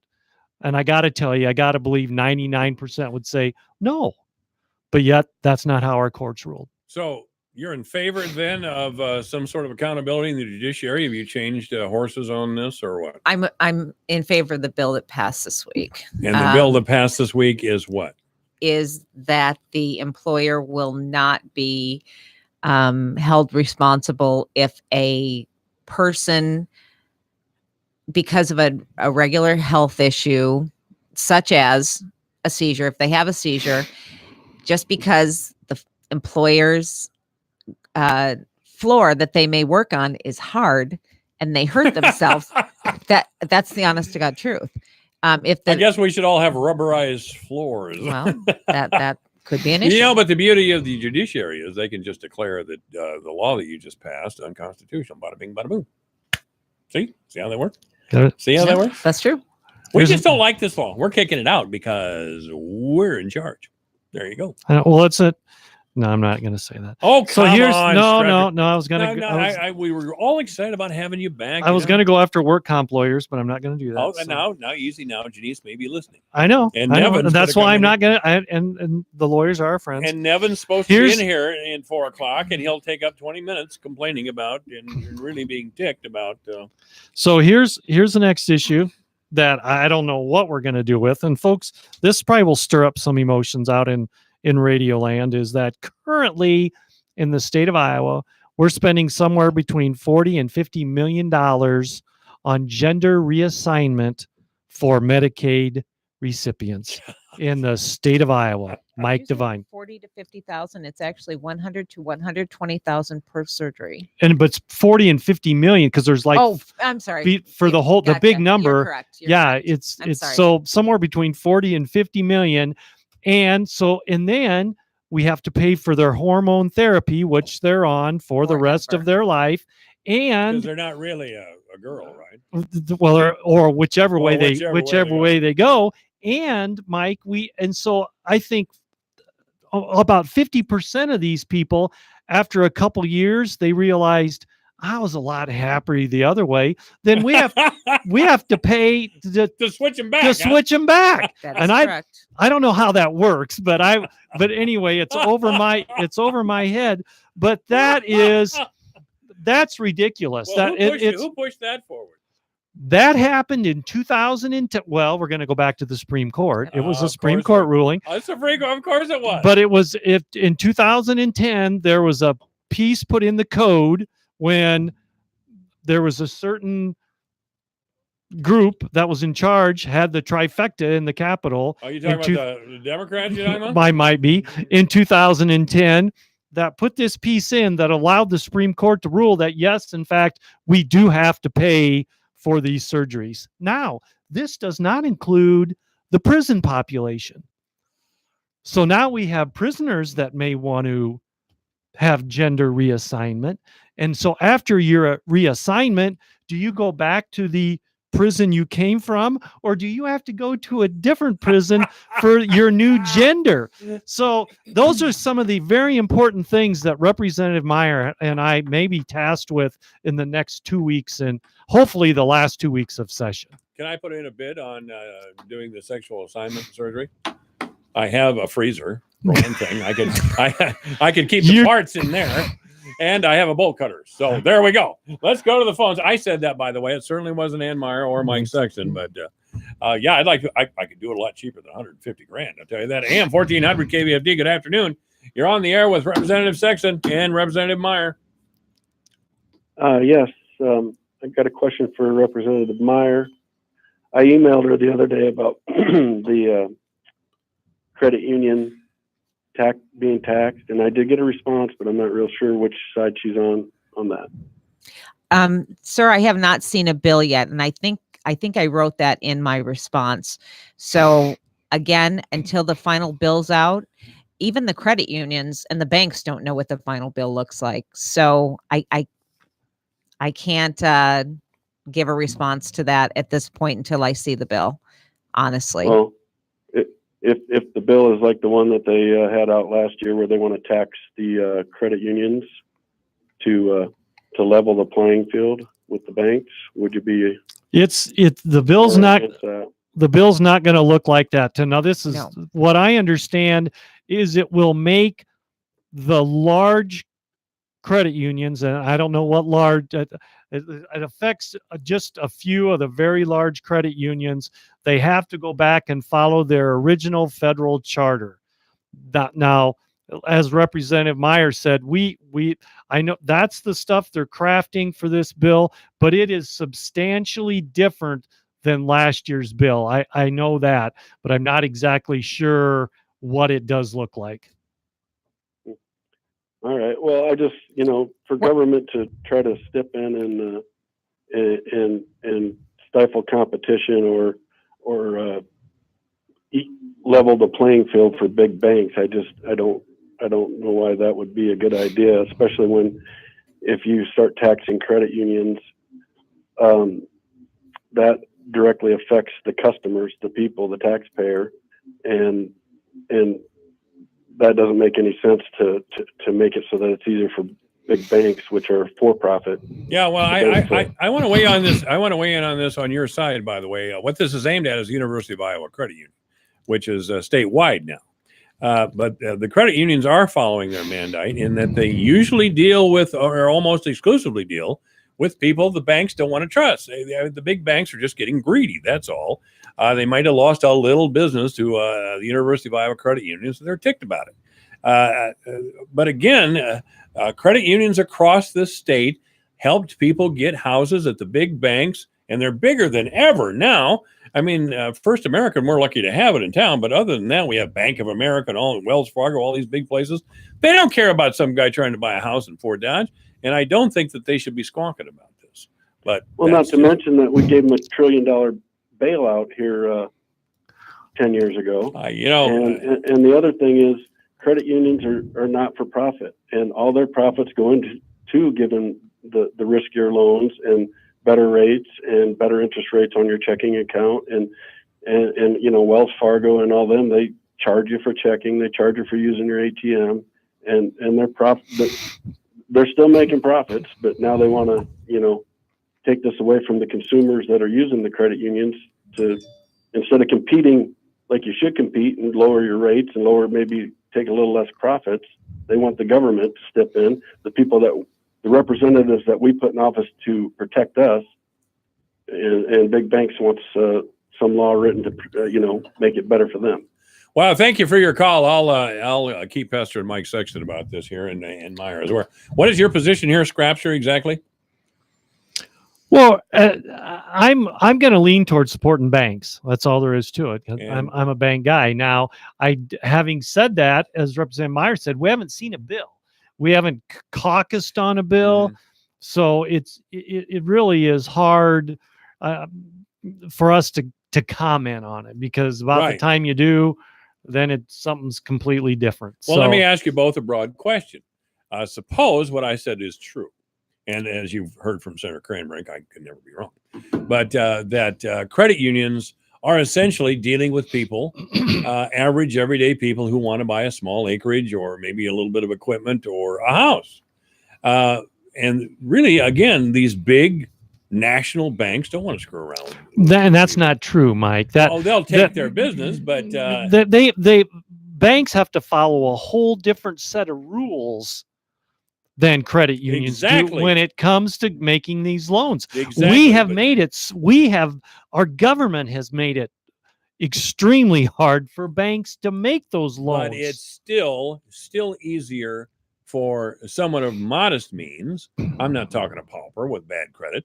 Someone with good credit and wants to do a little something, it's still easier for that person to get a loan from a credit union than it is for the big bank. I don't know that. I've never worked with a credit union, but all I know is in my mind that the credit union, the Hawkeye or whatever it's called now, credit union, of Iowa credit they changed the name. It's green something, or I don't know. But established for, they were established for a union or a group of individual people that they were members of that. How they end up, they're taking full page ads in the Sioux City paper from Iowa City. The credit union. So the Iowa City Credit Union are taking full page ads out in Sioux City right now. But the emphasis is on Iowa Credit Union, right? I mean, it's a homegrown credit union. I mean, it's a local business. I will tell you, the credit unions in Fort Dodge serve the local people. I'm sure they do. They are excellent at they give good loans. Like Citizens is a good group. I was meeting with them in December, and they told me a story about how this man needed a new set of dentures, and that was a loan of about, I want to say it was about $400, if I remember correctly. So that's a small loan, but that loan, that was the only way that man could get those dentures, and he still comes into the credit union every day, not every day, but making his payments, and that's a good thing. What I think people are upset about is University of Iowa Credit Union, and I don't know if their names changed, but Mike says, Representative Sexton said it did. I don't know. They're upset that they're going into towns far, far away from them and giving better rates to like churches and banks on CDs that the local bankers can't match. Oh, really? I'm going to go Monday into one of our local banks and say I want a loan for transgender surgery. Just see the look on their face. I would love for you to do that. And I want you to record it. Take a camera crew with me. And if it's a local, you might get it. I might. AM 1400 KVFD, the voice of Fort Dodge. I'd get it if it was the University of Iowa Credit Union. You're on the air. Hello. No, I was just wanted to make two comments there. My first one is I happen to be one of the guys that watch online, and I just kind of think the listening audience needs to know it looked like Mike Sexton was shaking his head no. Yeah, he's shaking his head no. Yeah, I know. He disagrees with me every now and then. It's a personal fault, but I forgive him. And two, I just can't believe that we're saying let's just tax everybody. Let's tax them all on the same rate. Let's make it fair for everybody. I can't believe that Mike Sexton is sitting there saying, "Oh yeah, we need to tax them all fairly." Shouldn't he be wanting to reduce their taxes and maybe lower it for the banks? That's not what I said. I didn't say anything about tax, and I said that I think the bill has something to do with following the original federal charter that the credit unions were supposed to be following. I never said anything about taxing. I think maybe we should release some regulation on the banks a little bit instead of bringing the if we think we need to do something, maybe we should review some of the regulations on the bank instead of raising the what am I trying to say? The credit unions up to the level of the bank. What regulations do you want to? Believe that. What regulation are you referring to, sir? What's that? What regulations of the banks are you referring to reviewing? I mean, what would you like to check out? Well, I don't know though. I honestly don't know what the specifics are. I just can't believe what I'm hearing. I can't believe it. Well, Mike says things I can't believe either. He's just that way. But thank you for your call. AM 1400 KVFD, the voice for Dutch. So have we said all we can about this particular thing? We haven't seen a bill yet, right? We have. That's the bottom line. We haven't seen a bill. If we haven't seen it, we don't have anything to complain about yet. Not yet. We just can't believe Mike Sexton was shaking his head. Scrapster. Sometimes I don't think he can help it. I was probably shaking my head because I was looking at you and you were running your mouth and I'm shaking my head no because I can't believe what you're saying. I think that's what the deal was, actually. Actually, I do. I can't believe you're disagreeing with me. Yes, I was. Assistant Majority Leader of the Iowa House of Representatives, Mike Sexton, and some really unimportant guys that are stupid. On AM off the air, on the air. What happened here? No, we're still on the air, and we're. By the way, good afternoon. You're on the air. You're on the air. Yeah, I just wanted to make sure that everybody understood what I was getting at. Is instead of taking something away from the customer, a benefit from the customer like a low interest loan, the representative should be protecting that low interest loan for us instead of trying to, the banks could compete by lowering their rates instead of getting the government involved or getting the representatives involved to write a bill that protects them, their rate that they want to keep. What? If they want to compete with the credit unions, lower the rates. Well, I don't know about free market capitalism. That sounds a little extreme to me. I know, doesn't it? I'll have to talk with Scrapster about that. I got to be careful not to move my head. Well, no, if you disagree, just let us know. All right. He was disagreeing with me. The previous caller had it all wrong. And I don't think it's a matter of, trying to raise the interest rate on these loans. I think it's just a matter of giving these loans. I don't know that a bank might give a low amount loan like that. Just, you know what I'm saying? Yeah. Sometimes people just need a little extra money to get by. I know one of the local bankers here in town is very outspoken. From what I understand, I haven't talked to him myself, but very outspoken on making what he would think was a level playing field with the credit unions. I can't believe that his bank is losing any real money to the credit unions. I guess that's what I'm trying to say, Mike. I don't believe the big banks are really losing that much business to the credit unions. I don't know that either. Yeah. I don't, and we're spending a lot of time talking on something we don't even have a bill yet. All right. We'll be back with Representative Ann Meyer and Representative Mike Sexton. I did say that right. Yeah. In just a few minutes. This is AM 1400 KVFD. It's time to join the millions of people that meet happy with Zoom video conferencing. Zoom gives you flawless video, crystal clear audio, and instant sharing across any mobile, tablet, or desktop device. But the best thing about Zoom? It just works. So ditch the distractions, join the movement, and meet happy with Zoom video conferencing. Visit zoom.us to set up your free account today. That's zoom.us. Zoom video conferencing. I'm Jamie Brundage, owner of Historic Bruce Funeral Home. We're a full-service funeral home with an off-site crematory. At Bruce's, we specialize in pre-arrangements and family support before, during, and after the service. We also offer beautiful memorial items to help you remember your loved one forever. Bruce Funeral Home is proud to be by your side every step of the way throughout the funeral process. Historic Bruce Funeral Home, Fort Dodge. Spring into color at Merle Norman, where you'll find the season's freshest shades. Our latest collection is the ultimate pick-me-up for the winter blues. You'll be right on trend with refreshing shades of coral and pink for lips and cheeks and earthy neutrals for the eyes. Stop by today and try our limited edition colors before they're gone. Looking beautiful is as easy as walking in our doors. Merle Norman, located inside Mary Kay's Gifts and Home Decor, 1108 Central Avenue, downtown Fort Dodge. Here's the AM 1400 KVFD weatherology forecast. Highs around 38 this afternoon under overcast skies, west winds 20 to 25 miles per hour. Lows dip down to about 29. Tonight, partly cloudy. Sunshine mixed with clouds at times again. Tomorrow, highs around 47. Mainly sunny Sunday with highs around 50. 61 Monday. From the Weatherology Weather Center, I'm meteorologist Jennifer Wojcicki. Currently, it's 34. Here's how the markets closed on Thursday. I'm Jesse Stewart reporting for Dwayne Murley. Grains were lower on Thursday. May soybeans down 6 3/4 at $8.95 1/4. July down 6 1/2 at $9.08 3/4. November beans down 6 1/4 at $9.28 1/4. Soybean meal for May down $2.90 a ton at $3.07 20. May bean oil down 9 points at $28.98. May core down 1 3/4 at $3.60. July core down 2 at $3.68 3/4.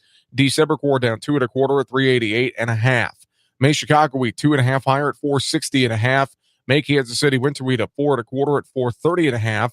Spring wheat 2 to 4 higher. Feeder cattle higher. April up 25 at $145.42. May up 62 at $149.85. April live cattle up 12 at $126. June live cattle up 47 at $120.42. August live cattle up 37 at $117.37. And the hog trade April up 32 at $79.22. May hogs up 142 at $88.40. June hogs up 125 at $97.70 on Thursday. I'm Jesse Stewart reporting. Are the fruits and vegetables on the so-called Dirty Dozen list released each year really dirty? And should you stay away from them and not eat them? Science says the answer is no. I'm Julie Harker with Healthy Living on Brownfield. The Environmental Working Group puts this list out every year, and it can make people worry unnecessarily about the fruits and vegetables that they eat. Here are some significant facts from the University of Arkansas. All pesticides require approval before being released, sold, and used by farmers. The U.S. Environmental Protection Agency, EPA, regulates pesticides and has a rigorous process that requires the product demonstrate no risk to human health if used correctly. Historically, pesticides have gotten safer over time, and farmers now use lower application rates. It's important to realize that pesticides, both naturally and synthetically derived, are used in organic agriculture. The EWG Dirty Dozen list doesn't tell us anything about how much of any of the pesticides are found on the produce or how much risk any of the residues carry. So the university provides a real-world example. A grown woman would need to eat 454 servings of strawberries in one day before she might be at risk due to any pesticide residue on the fruit. Fruits and vegetables are a crucial part of a healthy diet. I'm Julie Harker with Healthy Living on Brownfield. We depend on our drinking water supply daily, but where does that water come from? Your water provider encourages you to get to know your local water source so together we can protect and preserve it. The investments we make as a community to protect our water source now ensure we have a sustainable drinking water supply for the future. Visit drinktap.org to learn more. This message is brought to you by the American Water Works Association and your local water provider. It's 4 a.m., Monday, and you're literally sucking baby snot through a tube because she's congested. Man, that's love. And if you love her that much, love her enough to make sure she's buckled in the right car seat. To make sure your child's in the right seat for their age and size, visit nhtsa.gov/the right seat. Show them you love them. Keep them safe. Visit nhtsa.gov/the right seat. Brought to you by the National Highway Traffic Safety Administration and the Ad Council. And now, a quick comparison from Grasshopper. When picking a phone number for business, what sounds more professional? Your personal number? Hold on, let me give you my cell. And actually, let me get yours too, just so I don't ignore your call, you know? Or a dedicated business number, courtesy of Grasshopper. It was a pleasure meeting you. Our number's 1-833-IT-TROOP. Give us a call anytime. There's no contest. Put your best voice forward with Grasshopper, the virtual phone system for small business. Try it free at grasshopper.com. Gunderson Funeral Home and Cremation Services. Oh, why not just cremate me when I'm gone? Sounds simple, doesn't it? However, there are many options to consider when cremation is chosen. From simple to detailed, we at Gunderson Funeral Home and Cremation Services can help you create a unique commemoration. Gunderson Funeral Home and Cremation Services. To keep your vehicle running at its best, keep up with routine maintenance. The certified service techs at Humboldt Motor Sales make maintaining your vehicle easy. They offer convenient hours and competitive prices on all service and parts. And they take care of your GM warranty needs too. From oil changes to tires, brakes to batteries, engine repair and transmission repair, Humboldt Motor Sales can handle it all. Have your vehicle serviced soon at Humboldt Motor Sales. Log on to HumboldtGM.com to schedule an appointment now or call 800-566-8671. What does building a better bank look like? It starts with building Capital One cafes, warm, inviting places that feel nothing like a typical bank, where you can open an account with no fees or minimums in 5 minutes. And you'll always find people ready to help you, not sell you. Welcome to Banking Reimagined. What's in your wallet? For consumers only. Offered by Capital One NA member FDIC. Cafes available in select locations. Copyright 2018 Capital One. Michael Devine at AM 1400 KVFD. Listen to this. Making radio great again. All right, here we go. AM 1400 KVFD, the voice for Dodge. I'm Michael Devine. We're going to tell the truth, make it matter. We're never going to be boring. You can certainly go to YouTube, type in 1400 KVFD, and there we are. By we, I mean Representative Mike Sexton and Representative Ann Meyer. And if you would like to ask our representatives a question, it's 515-955-1400, 515-955-1400. 1400. Really, I think there's a lot of jobs in the private sector right now. So if anybody would like to come in and play, that's fine. But I want to tell you right now, there's not so much, guaranteed benefit thing going on in the private sector. And there hasn't been for a long, long time. Anyway, Representative Meyer, I'm kind of crude today, I admit. So I hope I'm giving you enough time to speak and to let your but Scratcher's a complete lightning rod, and I love having him here. But sometimes I do want to make sure, and I am concerned that you're not getting enough time to tell us what you're doing in Des Moines. So please do. Right now, my committee work is finished up. I'm not on appropriations or Ways and Means, and those are the only two committees that are functioning right now. Mm-hmm. My budget sub was Health and Human Services, and we just passed that budget on the floor yesterday. I think Representative Fry is brilliant. I love the way he laid out our budget, and I also like the way that he defended it on the floor. And we our budget target is, I want to say, about $15 million higher than the Senate's budget target. Mm-hmm. So, and we don't know what's in the Senate's budget yet. But I know the House has funded $1.9 billion. That's what the total budget is, and 1.4 billion goes to medical. 1.4 billion. Let's talk about Medicaid a little bit. I know there's a struggle down there. Maybe you guys don't want to talk about this, but I guess we're going to have to, because I understand, once again, you're soulless destroyers of the helpless in the state of Iowa.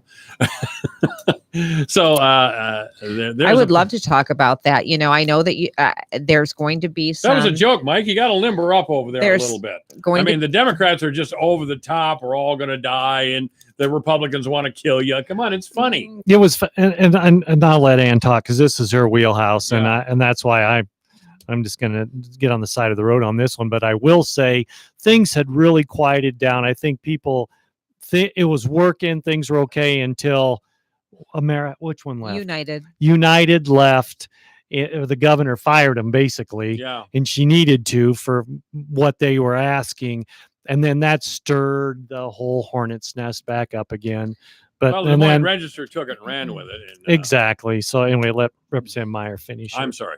Go right ahead. So one thing, the new company that's coming in, Iowa Total Care, one of their specialties is LTSS, long-term support services. So they're going to be able to absorb 48% of the many Iowans on Medicaid, the many needy Iowans on Medicaid.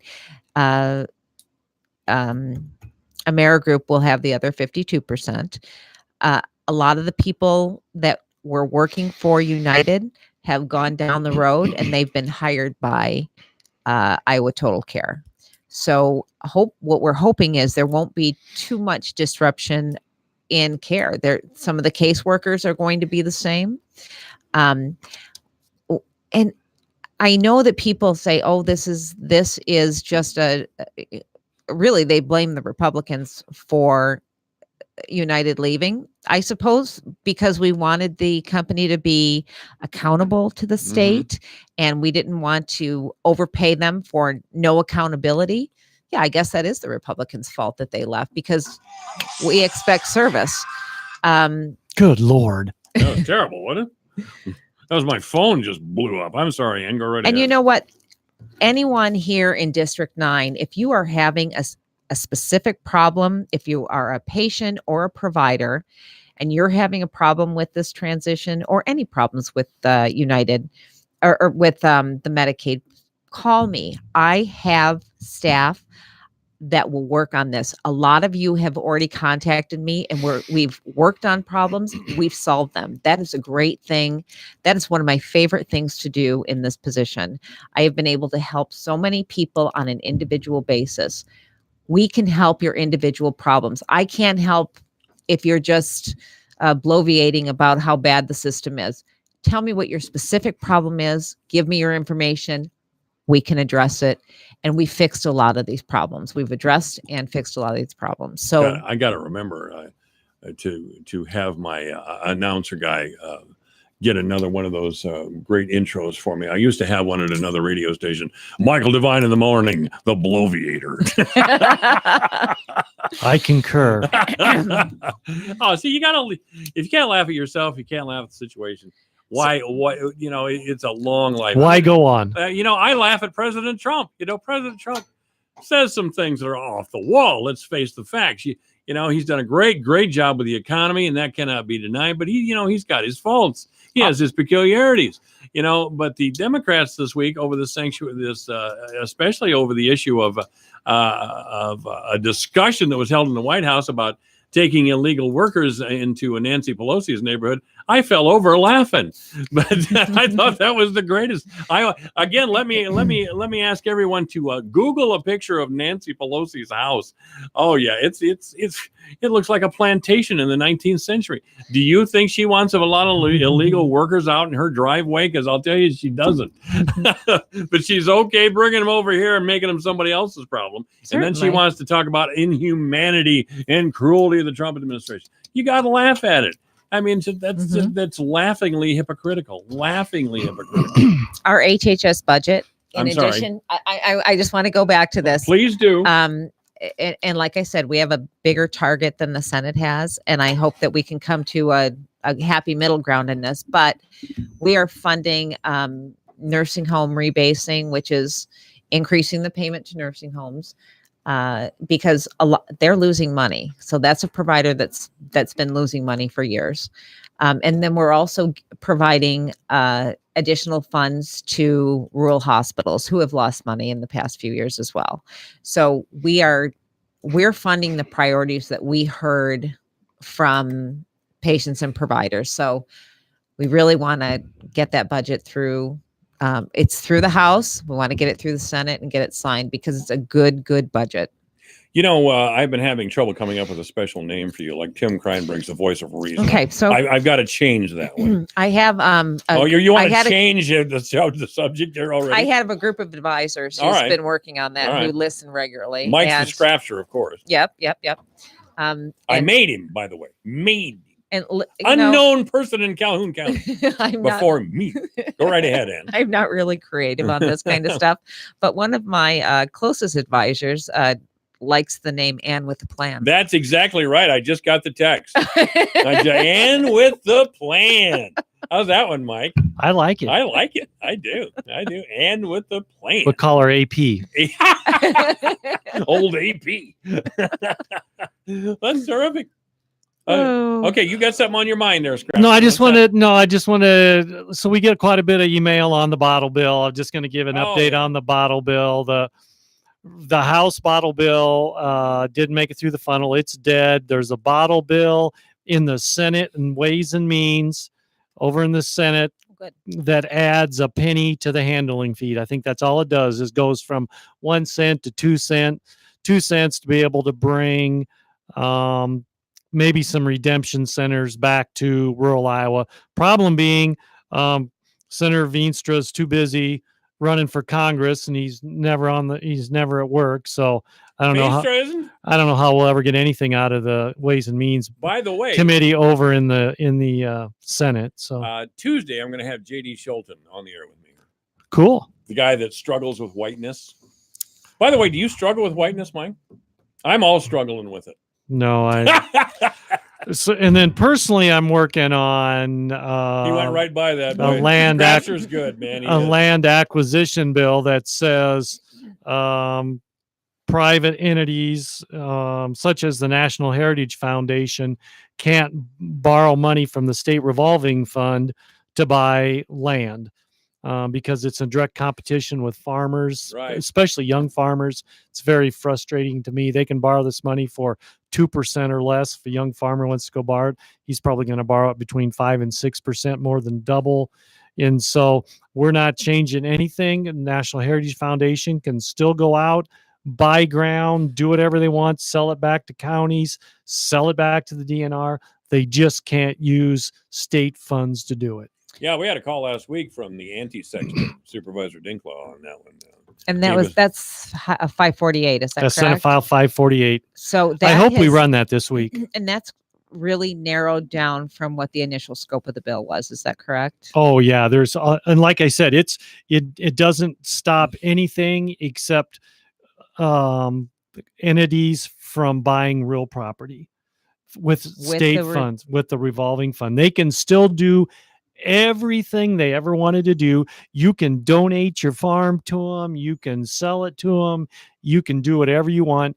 You just can't use that state revolving fund. State funds our tax money to compete against Iowa farmers. Okay. All right. That's all it does. By the way, I have a lawyer coming in here pretty soon, who's, he's into workers' compensation and personal injury. I thought he retired. No, he's still working more than ever. I don't know. He just needs money, I guess. I don't know. Well, whatever. All right, our guests are Representative Ann Meyer and Representative Mike Sexton. We really expect calls. So 515-955-1400, 515-955-1400. Where are we at on judicial accountability here? Are we going to be kneeling at the altar of the Supreme Court forever, or what's going on? What's going on in the House here? I know what Ann's position. I don't want to embarrass her anymore, but I'm I know where Ann is, but we, honest to God, I think we're down to 51. We need one more vote in the House. Hear that, Ann? So that's. I mean, and we're all where we're at. We're a lot further off on the solar bill. I think we're really. I think we're short 15 votes to pass the solar bill. So Mid-Am's going to get a hose job on this one? I don't know what's going to happen, but we're really short bills. We're really short votes there. But the last I knew, we were the justice nominating bill was very, very close. Very close. Yep, within 1 or 2 votes. I just among my colleagues, and Representative Sexton is in leadership, so I do not want to dispute what he says. I've heard different numbers just out in the chamber, and that's they could be lying to me. No, well, I don't know that they're. I doubt it. I don't know that they're lying. I know that this is the time of year when you'll see the speaker.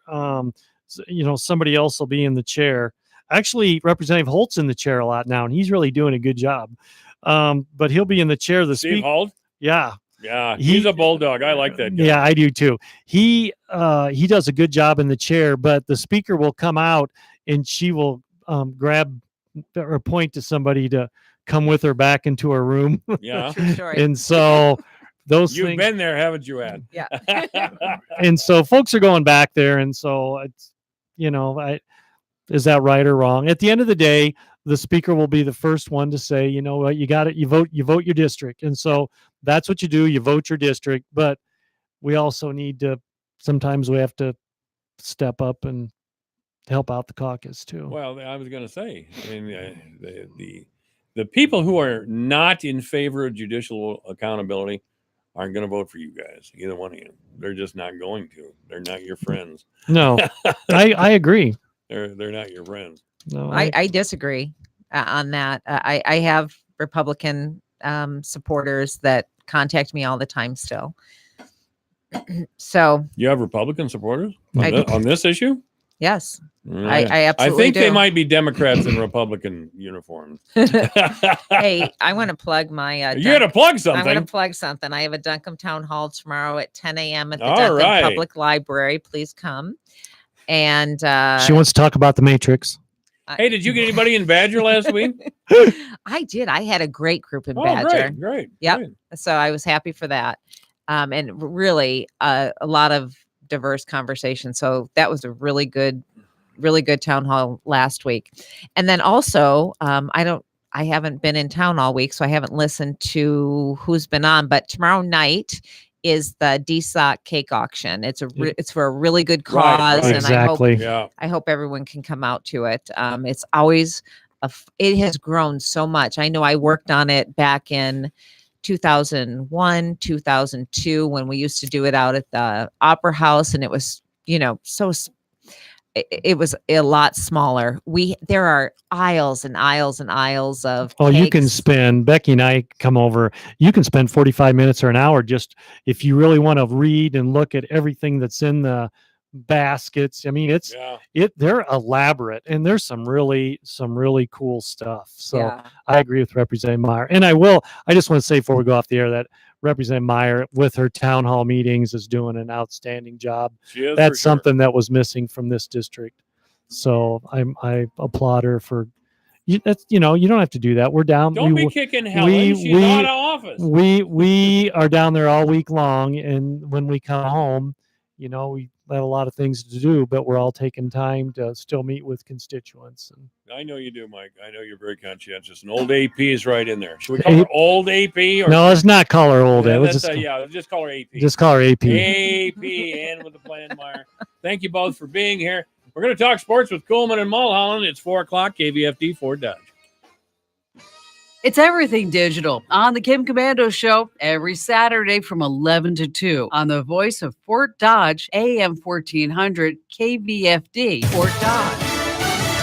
An unexpected twist in the immigration debate. I'm Lisa Brady, Fox News. President Trump calling out Democrats by floating a proposal that contradicts some of his own aides. Fox's Jared Halpern is live in Washington. President Trump says he is considering releasing immigrants detained for illegally crossing the border in the so-called sanctuary cities. And let's see if they're so happy. They say we have open arms. They're always saying they have open arms. Let's see if they have open arms.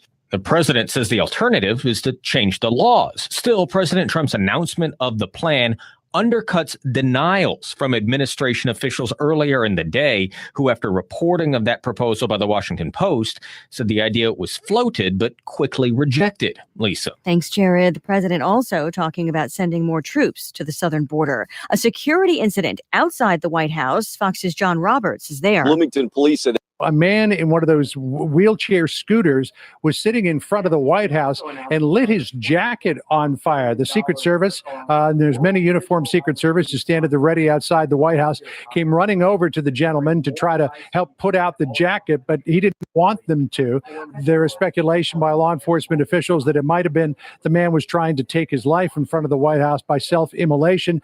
Law enforcement source tell me that there is a mental issue here. The man's being treated for first-degree burns. A suspected attack on a 5-year-old boy at the Mall of America in Minnesota. Bloomington police said they got the call about 10:20 this morning that a child had been either thrown or pushed from the third-floor balcony here at the Mall of America in the mall's southeast corner. And the mall here has a big security presence, but there is also a Bloomington police substation in the mall. Bloomington, the city where this mall is located. So they were able to respond quickly. Fox 9 reporter Rob Olson at the mall. The suspect in custody, a 24-year-old man, was caught at a light rail station nearby. This is Fox News.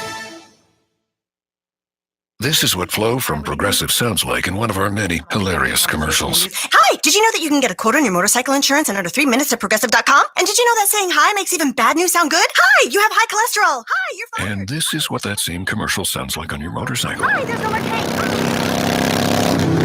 Yeah, even our commercials sound better on a bike. And with basic policy starting at $75 a year, Progressive helps keep you on yours. Quote today at Progressive.com. Progressive Casualty Insurance Company and affiliates. Annual premium for basic liability policy not available in all states. Finding great candidates to hire can be like, well, trying to find a needle in a haystack, but not with ZipRecruiter. Its powerful technology actively finds and invites qualified candidates to apply to your job. That's why 4 out of 5 employers who post on ZipRecruiter get a quality candidate through the site within the first day. So while other companies might deliver a lot of hay, ZipRecruiter finds you the needle in the haystack. Try ZipRecruiter now for free.